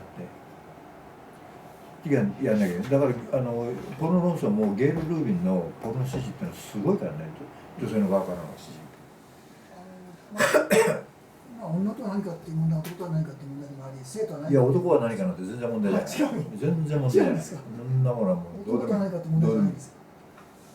それほど女は何かっていう問題は大きい。で、吉本さん的なことを言えば、女の本質は共同幻想を追的な対象にできる存在。今そこまで言ったから、問題は私から言うと、今議論としては分かります。分かった上で、女とは何か、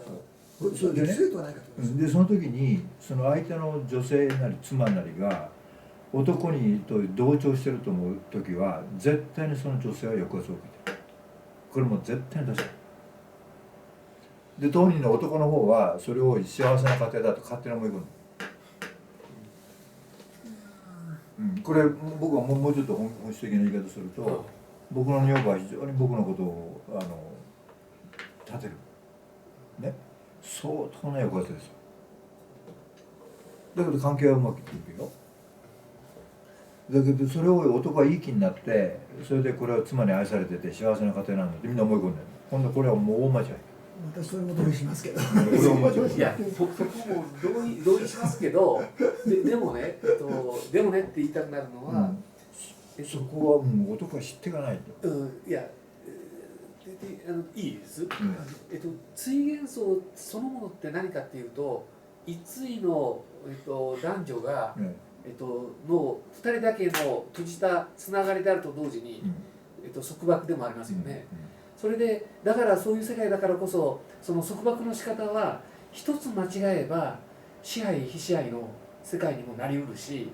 つながりっていう意味では愛にもなりうるし、そういう追元素って両面を持ってますよね。共同元素も同じように。というよりも、追元素の中からどうやって男が出現し女が出現してくるかって問題です。ああ、そっちですか。だからそこで追元素って言ったから男と女の再生がないんですよ。だけど追元素という形でから男女が最適に生成してくる。そこの男女の取り方の中で女とは何かということをきちんと抑えないと、追元素の存在をきちんと規定できる。これが要するに僕が言ってる追元素とジェンダー論をきちんと重ねなきゃいけないっていう問題なんです。これは共同元素論の述べた追元素論の述べたっていうところですよね。女の本質の問題。これに関してはちょっと男は無知すぎる。僕は自分のことを含めてね。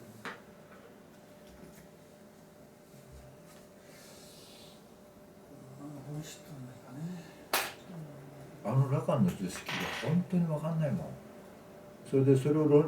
ジックの論理でやったのがなんだっけ、名前忘れた、書いてあるんだけども、そのロジックも論理学的にもよく分からない。自分で本書いてて分かんないで、この間説明しようと思ってやってみたけどやっぱりダメだった。説明できない。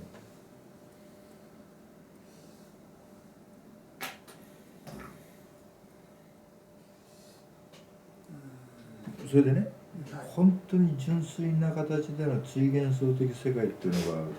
想定される場面って起きるんですよ、必ず。だけどそれが必ずある共同幻想とのセットの中に引っ張り込まれる。その瞬間にいろんな要するに問題が起きるんですよ。これを吉本さん知識人のざれ言だみたいに一緒でしたけども、これがまさに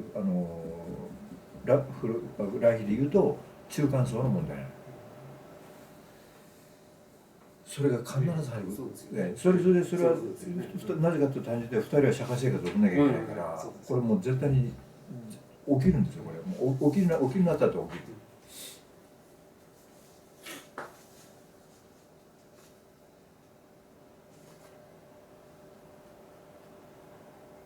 それからあともう一点、そのフレンチフェミニズムが出してきた一番本質的な問題、女性は全てレズビアンであると。これも男は分かってない。でそれはもう単純に母との関係が同性だから、女性はね。これの常識を踏まえて考えていかないと、この来妃のそれを持ってきて性の正規充足で解放ないってそれは甘いよっていう、そんな男の単なる願望だよっていう願望。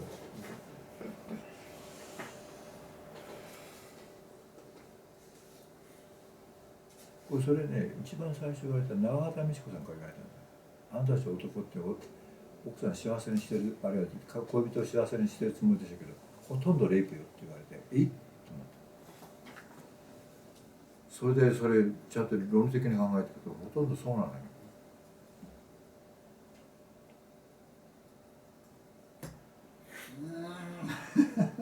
異性愛がね、異性愛の正規充足がその解放だなんてわからんってなるよ。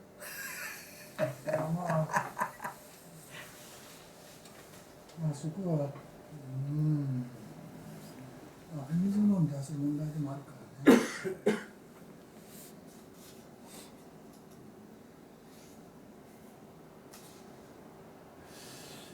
今の議論でいうと、イ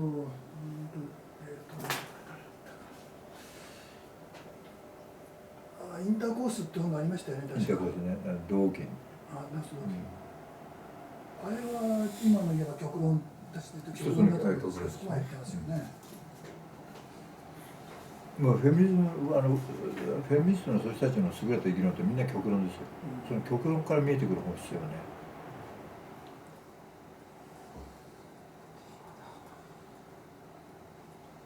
だけどそれに対して僕は日本のフェミニズムは甘いって言い方するものだから、日本のフェミニズムからそうたたけ食らったっていうですね。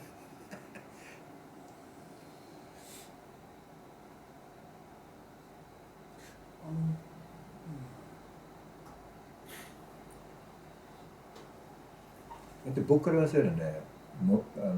ニカ・ウィッティク翻訳されてないんだもん。フェミニスト何やってんだよって感じで女性のフェミニスト。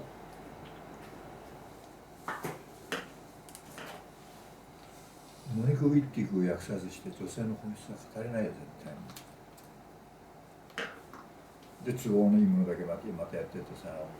れはもう同じやん、男がやってることです感じ。それから哲学的にはミシェル・ルドルフ。これも全然翻訳されてない。すごくいい人よ。直接会いましたけど。欧米ではもう翻訳されたりして。で要するに女性の哲学、つまり哲学がみんな男の哲学になってると。で女性の哲学をずっと探って女性の哲学を掘り起こしてきた。彼女はそのフェミニスト的な議論は私はあんまり好きじゃない。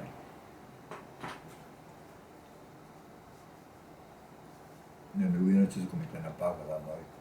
調子に乗ってやってるのが今の状況でしょ。どっかで上野千鶴子と直面した時は僕多分大喧嘩すると思うの、彼女が。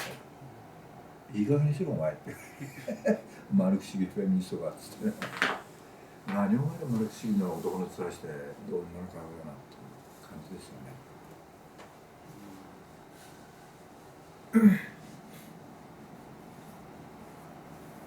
なんてことをそこで公表しないでよ。確かに。そう行為いくらだけだから。なるほど。歴史的にそういうこと言ったって残しておいていいけどあんな稚拙な議論じゃ話にならない。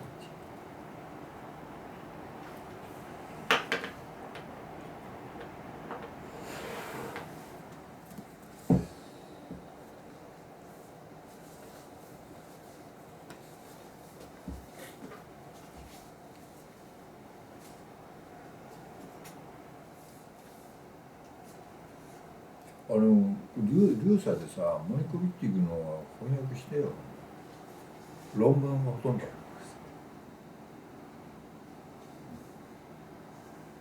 や、飛んでしまったのでそれはああいうのは僕の辛いの志だと思うよ。それをその話が飛んでしまったので、そこはもう自由にできると思いますけどね。そこは。絶対にやらなきゃいけないゲイル・ルービンとモニカ・ウィッティグ。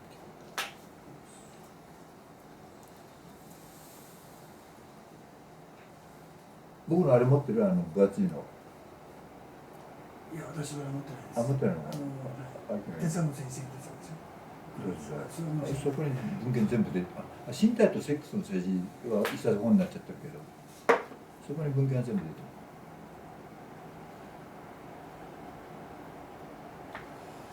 いや、もとも日本のフェミニスト女性研究者たちはずさんすぎるよね。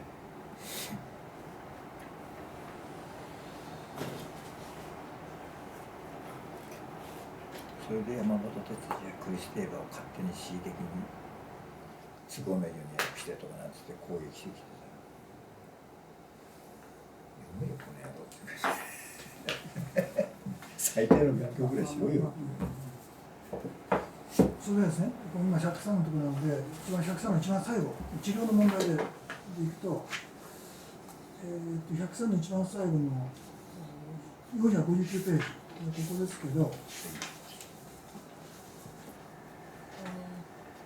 局ここの3のところっていうのが結局フロイト・ライヒにおける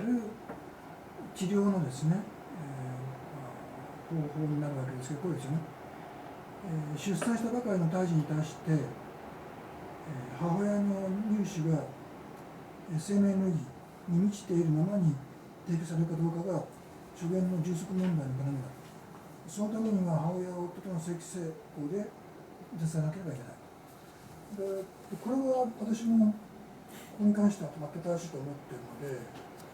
でもこれが現実的に 20% ぐらいの人しかできないっていう現実をどうするか。そうですね。そういう問題ですね。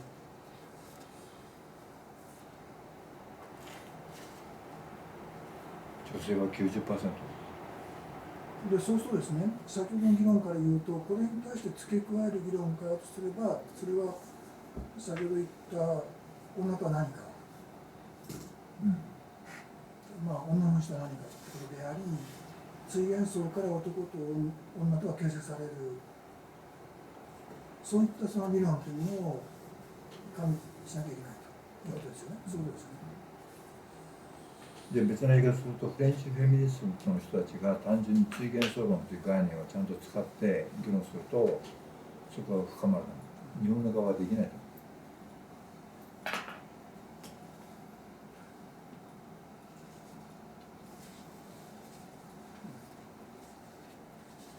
でフーコーはまさに異性ホモセクシャルとしてね、その問題の深刻に自分の問題だからセクシャリティの歴史のあそこまで突っ込む。で少し丁寧に言うと、今の先ほどのところで言うと、母親と夫と述べてるがゆえに追元層の問題を理論的に同時にはいけないところですよね。そういうふうになりますよね。ここの文脈で言うとね、つまりこの文脈っていうのは409ページの103の原料改善9の一番最後の3のところで、母親が男との性器性欲で満たなきゃならないと述べてるがゆえに、母親と男っていうのは追元層という元素論の問題領域ですので、したがって追元素論においていわば男と女が追元素から形成される、そこの理論というのをでもそうはもっと複雑よ。要するに追元層があって追元層のこの中から男女のね、その性差異、これがその阻害されるっていう次元があって、それがさらに夫と妻というそうですね、はい、ね、その通りです。この次元に入って、はい、その先に母親と父親だから。そうですね。そうですね。概念の変異がそうです。その通りですね。交換キャストのことです。これが要するに非常に単純に本質論だけでいけないというさ。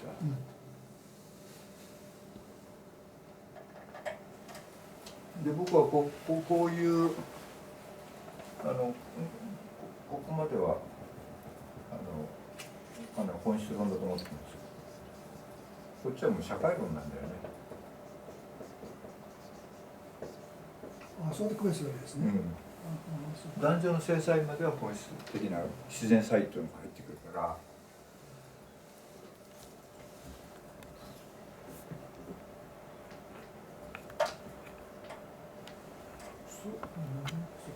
でこれが今度逆にどんどんこれが規制条件に入ってくるでしょ、こうやって、こっちへ。もうだから大変なのよこれ、男と女の。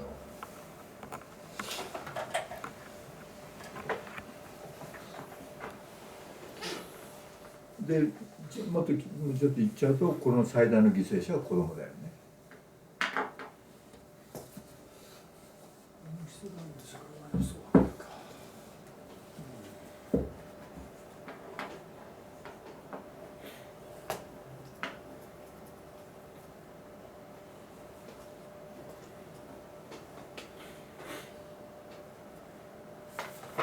もうちょっと付け加えますと、僕はこっちを対関係って言い方をして、こ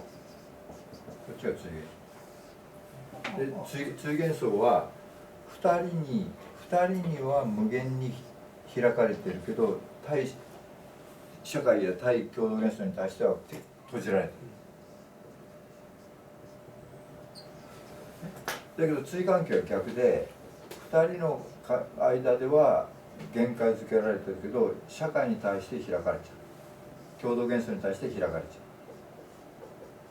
これが対幻想、対関係で、この対関係と対幻想の相互性から少なくとも家庭っていうのは成り立つ。家庭とか愛っていうの。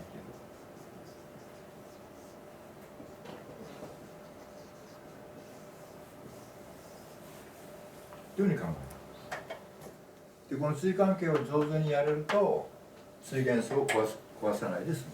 む。で対関係を上手にやれないと対幻想も壊れちゃうというのが僕の考え。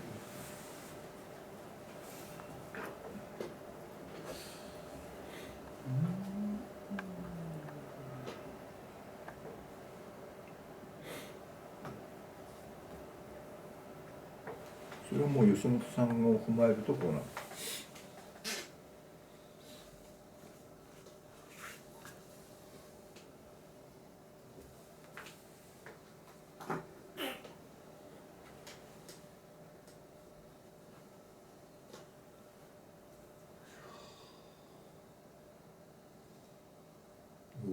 先ほど言った正規充足だな、そんな。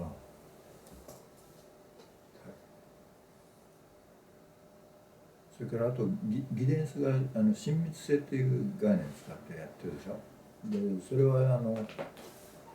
性的な関係を拒否しないことも含む親密性だよね。だからそれもその正規的充足っていうのを基本とはしてないんですよ。ただそれを拒否しないっていうことを含むというだけなんです。僕は親密性の概念はちょっと対幻想に対応してきてるなっていう感じを受けてます。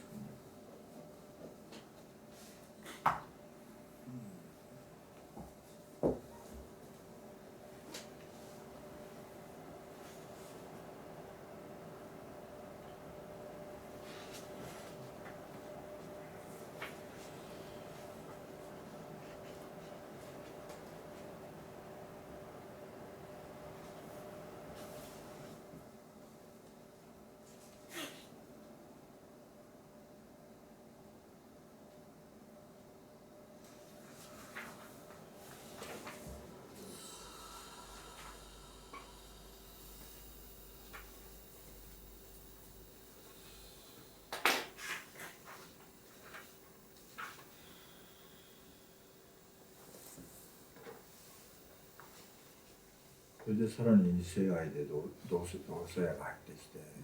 スビアンでね、ホモセクシャルで、わけわかんなかった。104のところですけれども、104の部分で丁寧に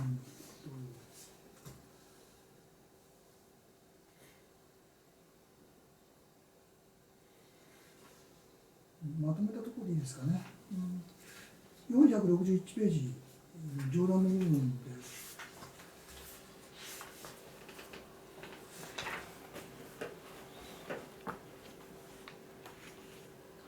ちょっと読むんです。来妃が社会学的な領域を正規制約の問題と接合する仕方はいわゆる不良左派の社会史には比べてはるかに本質的だったと言えると述べてるわけなので、ここの文脈からいけば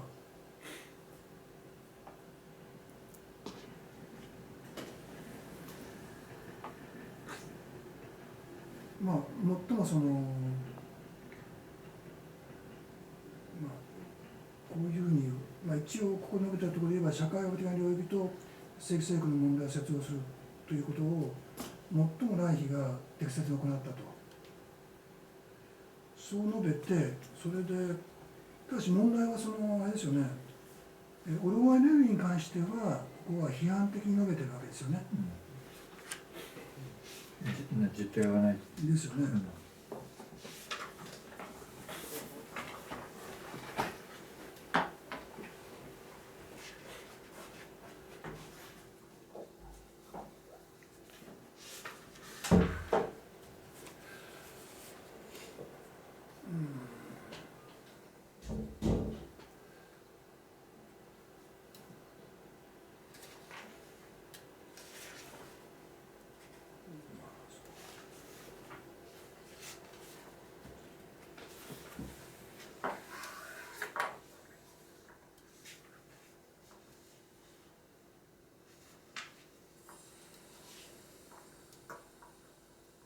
でそういう問題なんですけどね、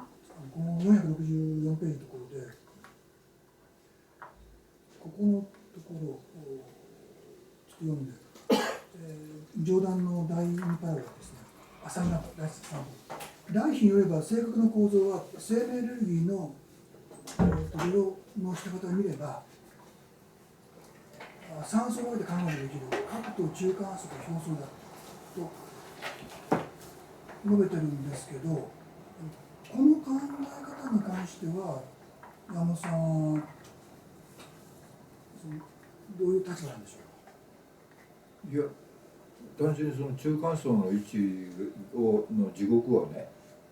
指摘したっていうことは非常に鋭い指摘だというふうに思います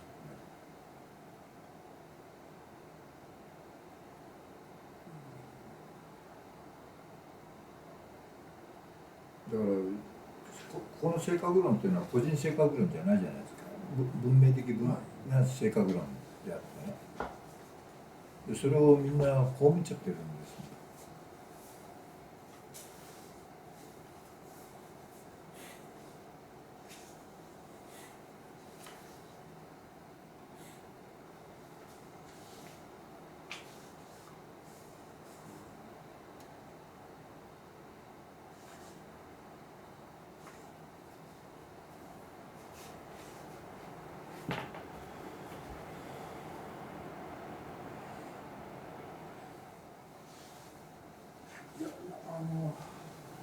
少しこだわりとがありましてね、性格っていう概念をここまで拡張すると拡張しすぎじゃないかと思うところなんですけどね。でしょうね。でもライフはそれ。いや、そうです。ライフはそうしておりましたけ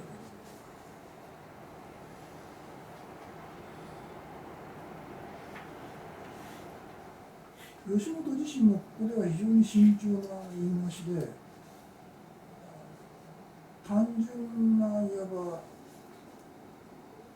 ラインの持っているように単純な一つの例として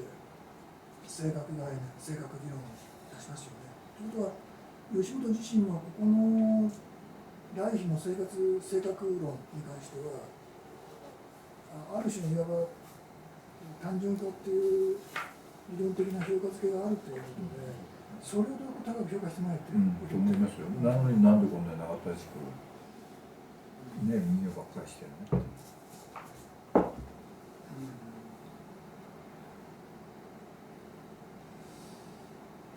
や、まあね。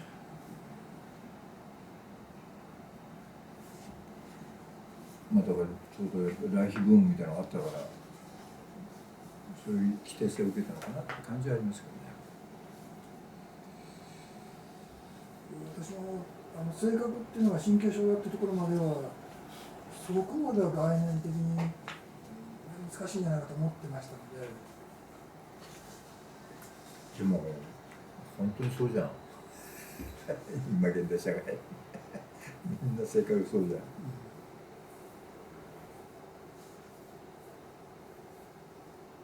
難しいのはこうなんですね。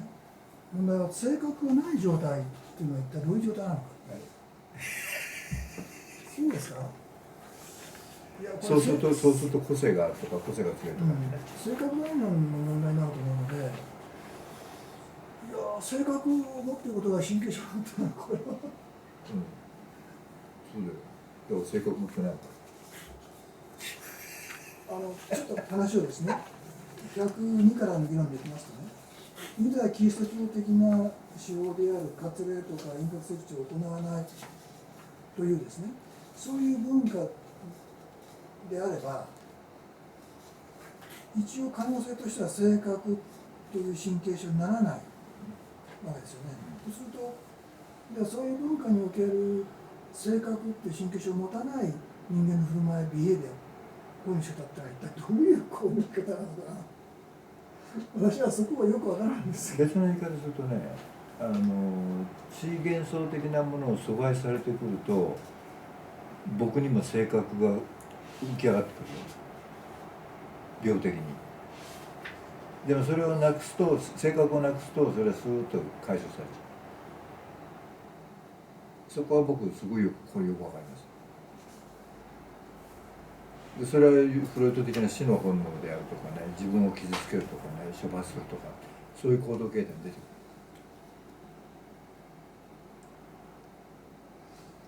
性格。それが性格です。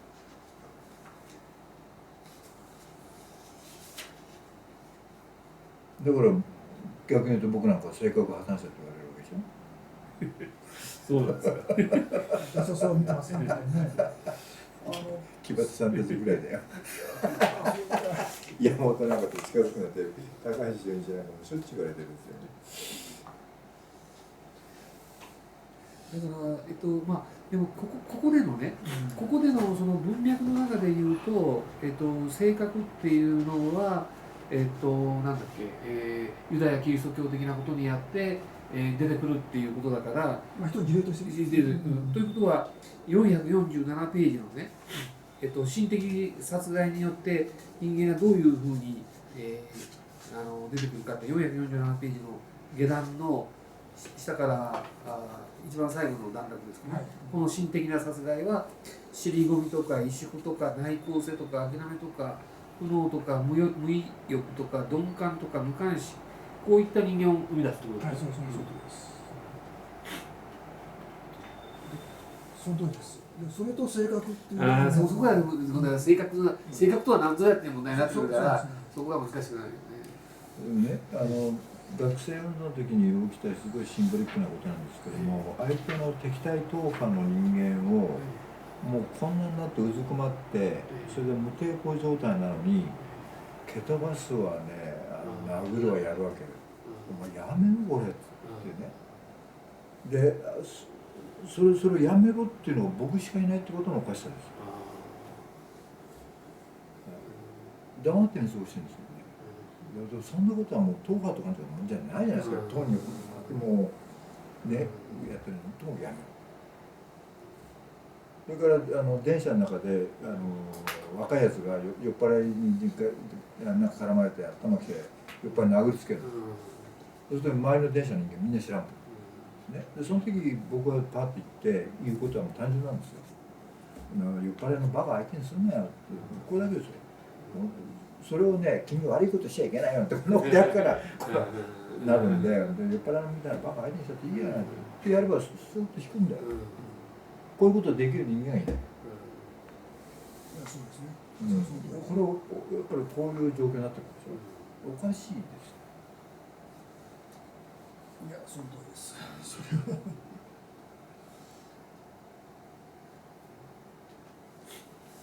それでついこの間ちょっと朝電車に乗ったらその高校生たちが窓を開けてね、満員電車のみんな座ってるのね。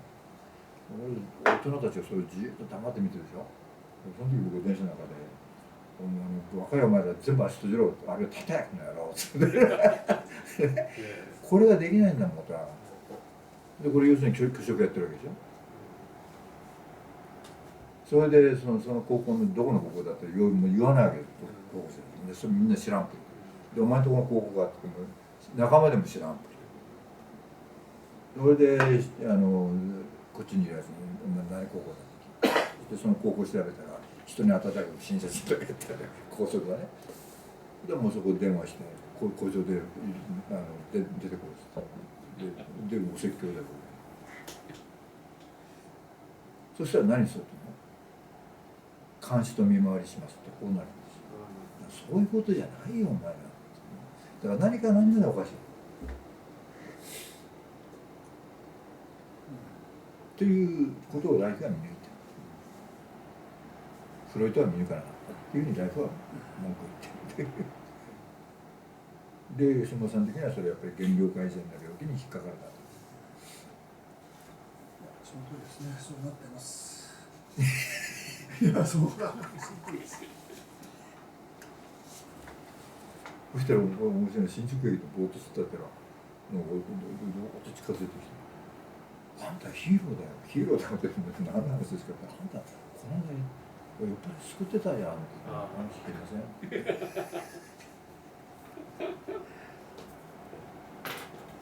もう今そういうことやるとこの若者からこう来る感じですよね。ぐさってそこまで来ちゃってるなって。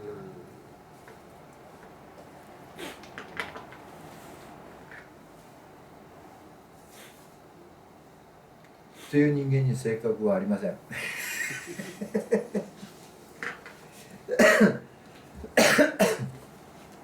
そのちょっとこれさっきの、ね、理論で性格の構造というのを核と中間層表層に分けましたが、この間の我々の身体現象論除説によるってわけなので、そうするとこの分け方というのは身体現象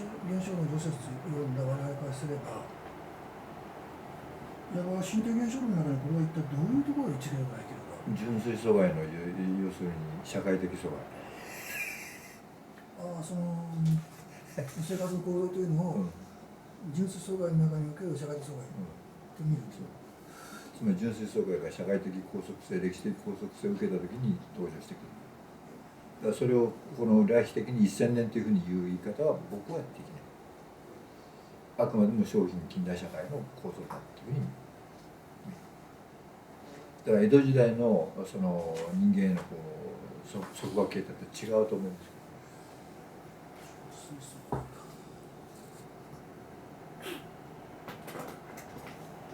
純粋阻害が社会的阻害へ転移した場合、社会的阻害って言い方してませんよね。してない。ですよね。その心理現象ではなってますよね。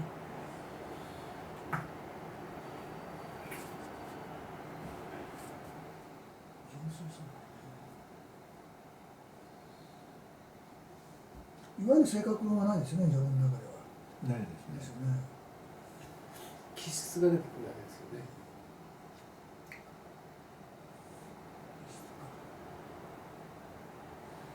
どうでしたか、一応は正確には覚えてないんだけど、気質っていうのは。調べればいいんだ。そうやって何度も何度も繰り返される本がいい本だと思います。神崎茂から言われたのは、フーコーの狂気の歴史がそうなんですよ。ずっと歴史はしますでしょ。何も残んないんですよ。これでもう何回も何回も読めるんですよね。それを神崎茂からそれが一番いい本ですよ。一番哲学の優れた本ですよ。あ、そう。言葉とものっていうのはこうキャッチできるんですけどね。狂気の歴史はできない。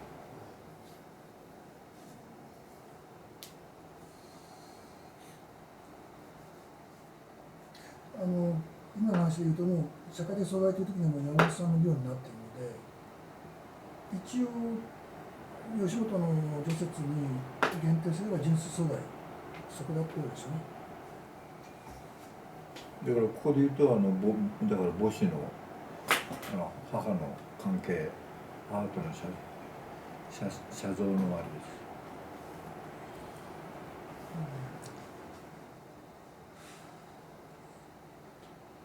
だからもうちょっと言うと原料界以前の位置づけっていうのは現世的阻害とそれから純粋阻害との関係をどう掴むかっていうところに引っかかる。だから現世的阻害以前のことを言ってるようなんだけど扱ってる現象の諸現象は現世阻害から純粋阻害の領域のことを扱うんですよ。ちょっと議論を整理すると、現世的阻害の概念に関する議論がありましたよね、概念に関する。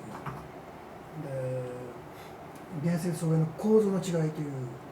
問題を提起しましたね。というのは、現世的阻害の概念のその最初の規定というのは、生命が存在すること自体がいわば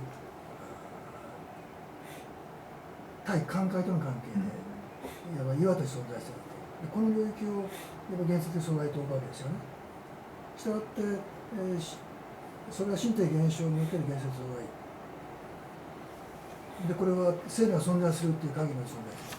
問題は人間における現世的阻害というのと、動物におけるいわゆる人間という種の以前の、哺乳類といった意味でのそういった動物、哺乳類における現世的阻害の構造と人間における現世的阻害の構造が異なっていると。そこは木場さんの問題意識ね。そうそうです。っていうのはそこはそこにミキシーが入ってくるからね。でそれで私は、人間というそういう種における現世的その構造という私は考えて一応ねでそこからいくとでこのその場合に純粋阻害っていうのは一体そのどうなのかというと現世的阻害の人間としてが持つ現世的阻害の構造というものがあってそこにおけるいわばベルトル変容というものが純粋阻害だということですよね。したがって現世的阻害のベルトル変容として純粋阻害が存在していると。でこのいわば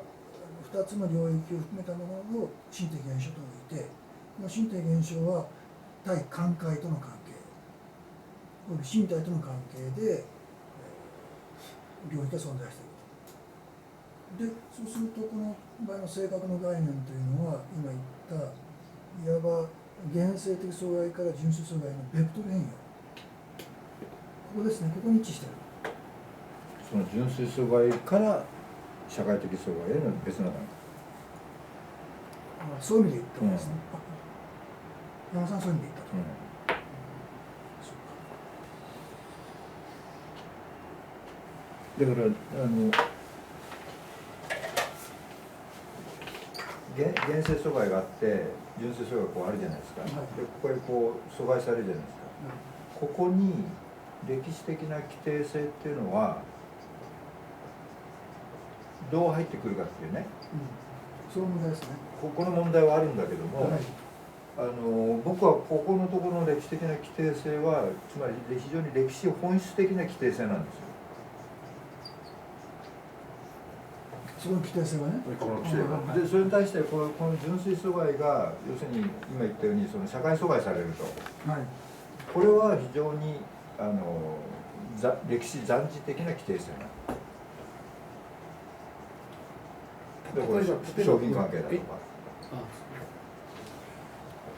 社会規則だ社会規範だとかでそうすると大事なことはこの歴史的本質的なここに入ってくるこの規制性のところに関与しているのが何かっていうとそのまさに神話的世界なんです。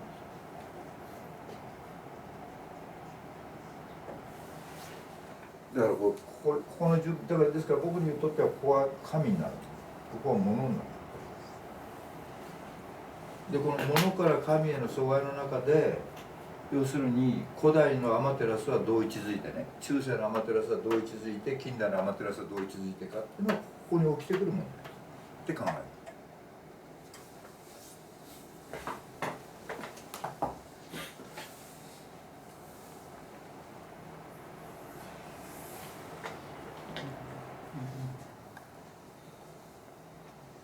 俺でその横倉で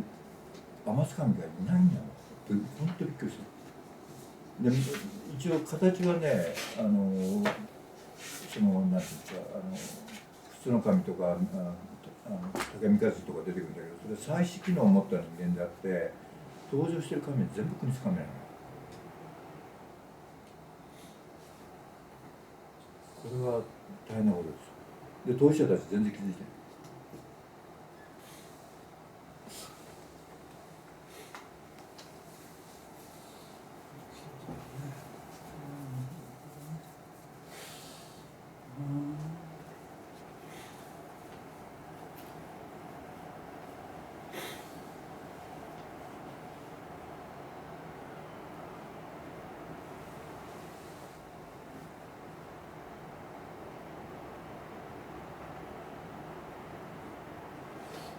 性格概念に関しては丈夫なんですよね。こっちもですね。そんな1000年の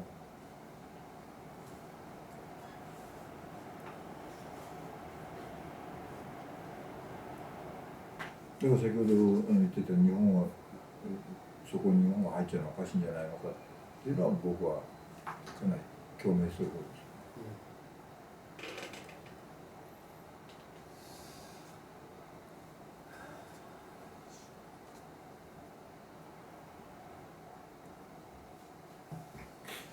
まあこれが図を描く場合なかなか難しいですよね。難しい。あの描き方っていうのは誤解を受けやすいっていうか、うまく表現できませんよね。ずっと今本当にそうなんだよね。だから別にだけど吉本さんはその歴史的なあるいは現代的な規定性みたいなものを考える上で非常に慎重だったじゃない。そうですね。ね、だからそれはマルクス的な思考形態を引き込みたくないっていうんで、そこに僕はまだねこれ残ってるんですよ。マルクス的な規定の仕方が便利なんですよ。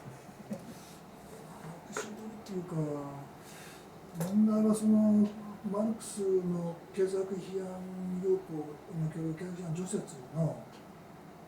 歴史と論との関係の問題ですよね。これをどう捉えるか。ここはやはり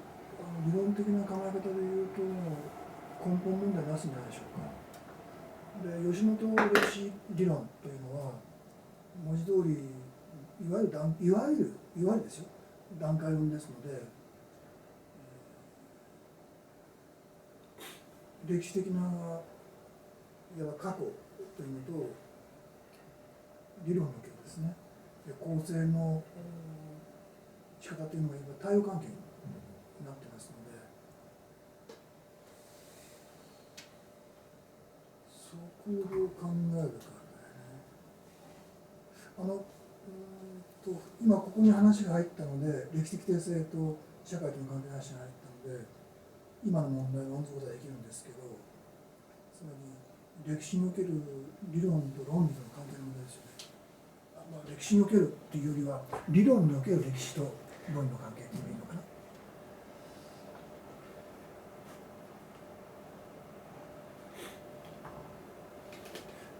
一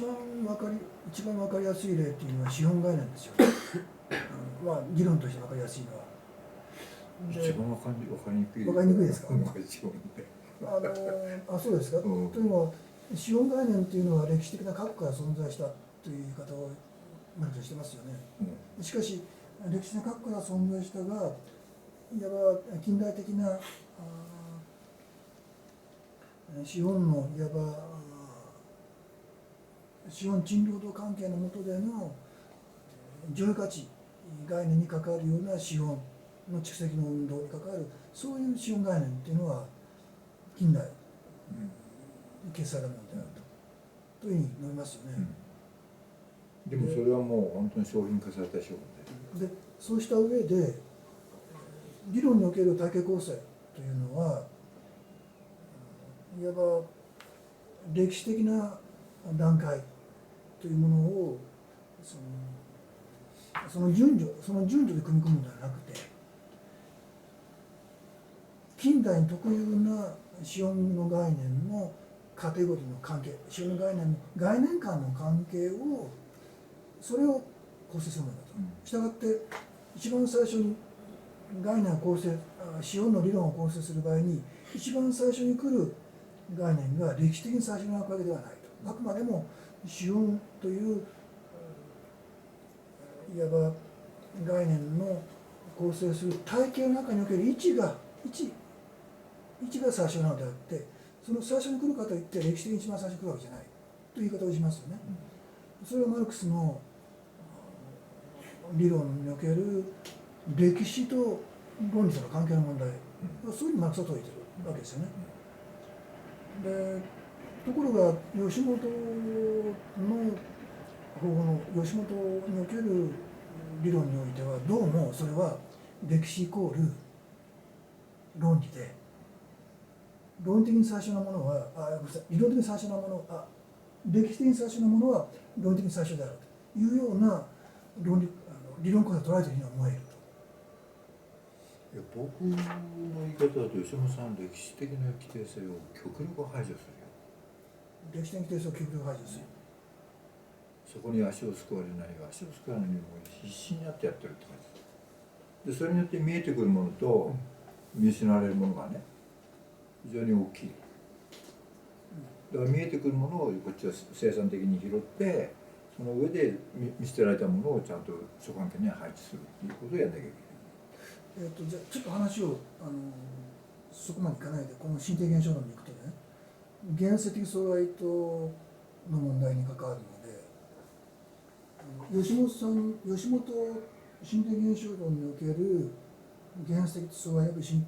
純粋阻害の概念の位置はどこにあるかというと、それはそれはってのは原生的阻害、純粋阻害ですけど、それは人間の固有な原生的阻害および純粋阻害であって、人間の固有なっていうのがもうマルクス主義だ。もう一回出せる。マークス主義ですか。まさに僕は風光主義者だから人間なんて概念存在しない。まあ人間という概念にしても非常に近代的な概念ですから、歴史的継承物なので、一旦その人間というのは近代的な思想に作られた歴史的な継承物であるという、そういういわば形像概念を像概念をというよりも類的存在を前提にしてるの、絶対に。人間という類的存在があるって。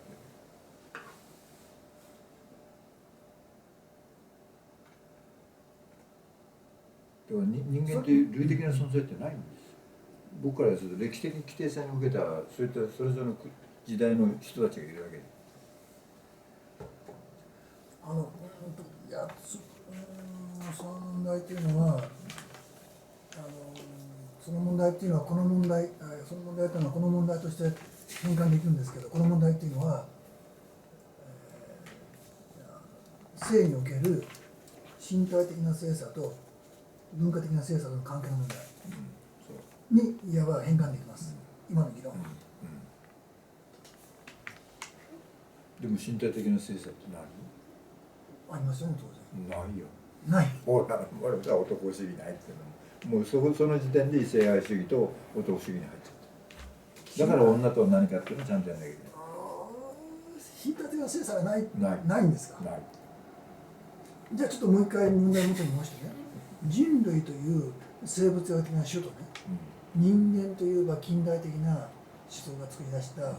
人間という概念と、私は2つ分けるんだから。だから有的存在を設定してくるそうなんですよ。だって人類って設定した瞬間にもそれは近代的人間ですよ。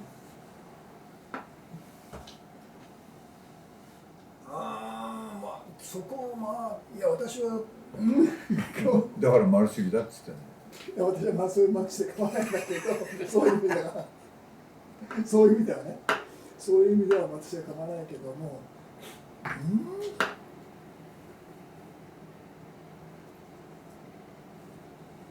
だって身体的なものでさ、汎用なんて言ったらもうそしたらどうなっちゃう？それは範囲男は女は分かんない。いやそれは生物学的に未分化。遺伝子関係だってさ、分かんない男だと思う。それはそん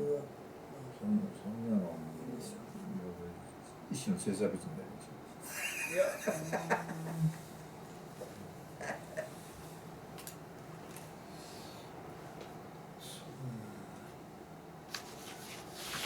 もう一回戻して、問題は理論における歴史と論理との関係の問題だ。ホモセクシャルじゃない、ホモセクシャルで女性になる人は自分にそのペニスがあることがもう許しがたいわけなんです。大変なんだから。それは幻想としての人間におけるそっちの方が面白い。なんだろう。いやけどそれをお前はチンポコがあるだろうからなんつったら怒るよそれは。いやそれは当然そうなんだけど、それは一旦は分離しなきゃいけないんじゃないかな。人間という生物という身体に持っている性差と幻想としての人間における性差と。だからフレンチフェミニズムもちゃんとやらなきゃダメだよ。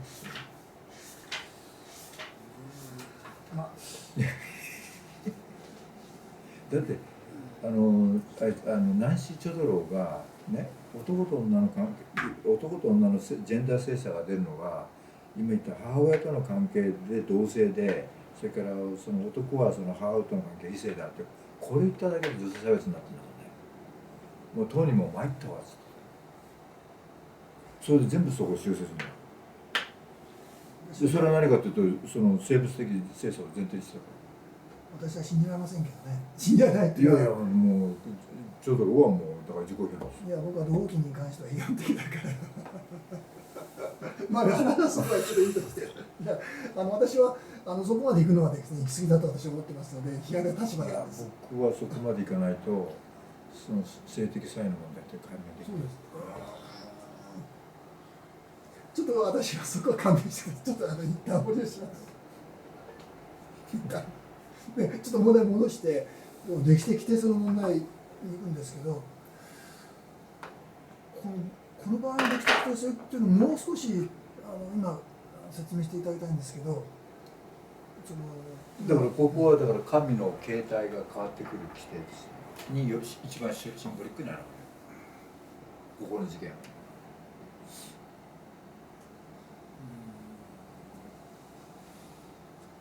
いやちょっと話は戻してですよ。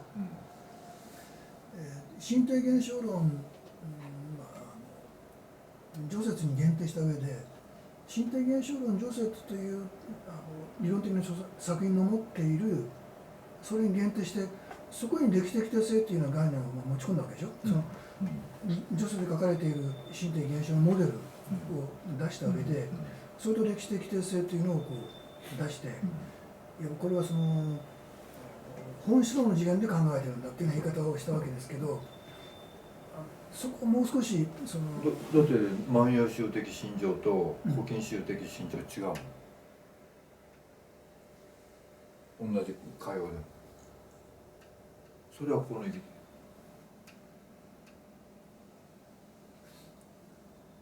だからその時にこれも僕は時間があったらやりたいんですけど、万葉集で好きだって言ってることと古今集で好きだって言ってることは全然違う。ちょっと話を申して別に聞き方します。吉本隆明の身体現象の除説っていうのはこれは本質論ですよね。身体現象に関するこの本質論っていうのは、私の言い方すれば歴史貫通的な理論ですよね、という意味でいいんですよね。そういう意味では本質論ですよね。本質論そうすると残る問題はだけど歴史的本質がある。それを吉本さんは写真してる。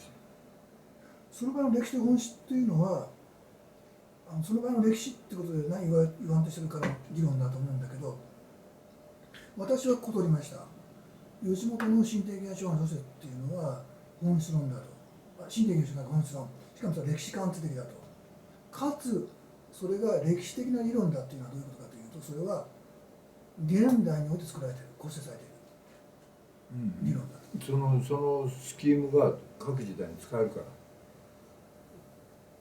それは歴史貫通的っていう。歴史貫通的。だから要するにその現世的疎外純粋疎外を要するに古代の、ね、神話を解析するのにも使えるし、古事記を古今和歌集を解析するのにも使えるし、江戸時代の文学を解析するにも使えるっていう。という意味でそれは歴史貫通的ってことですよ。そこは理解が同じですね。でそうするとそれぞれの歴史層の違いを我々はきちんと明確にしなきゃいけない。ああ、わかりました。わかりました。そこは。そういう歴史的定性ですね。だから僕の場合だともっと本質的には古事記と日本書紀はもう全然違う。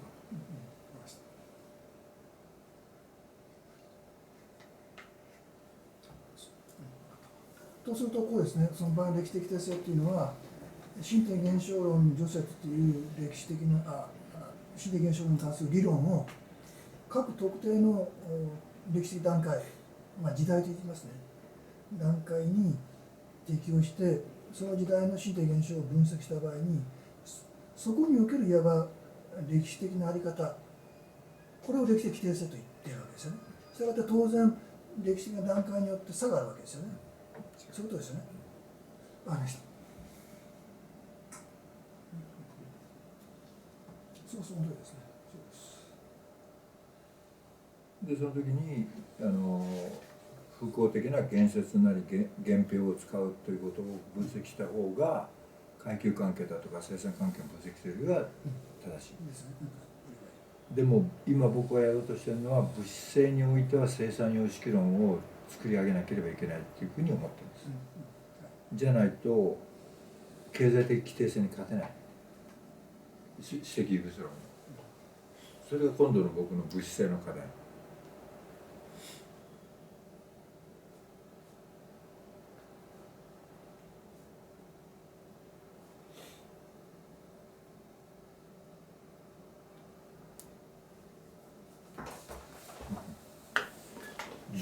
ですよ。もう10時。なんでこんなに議論が高いの？いやもう帰れなくなるこれでやります。山本さん帰れなくなります。どうもありがとうございました。遅刻してきた人がいやーちょっと気をつけなかったらすみません。いやーこれはごめんなさい。ありました。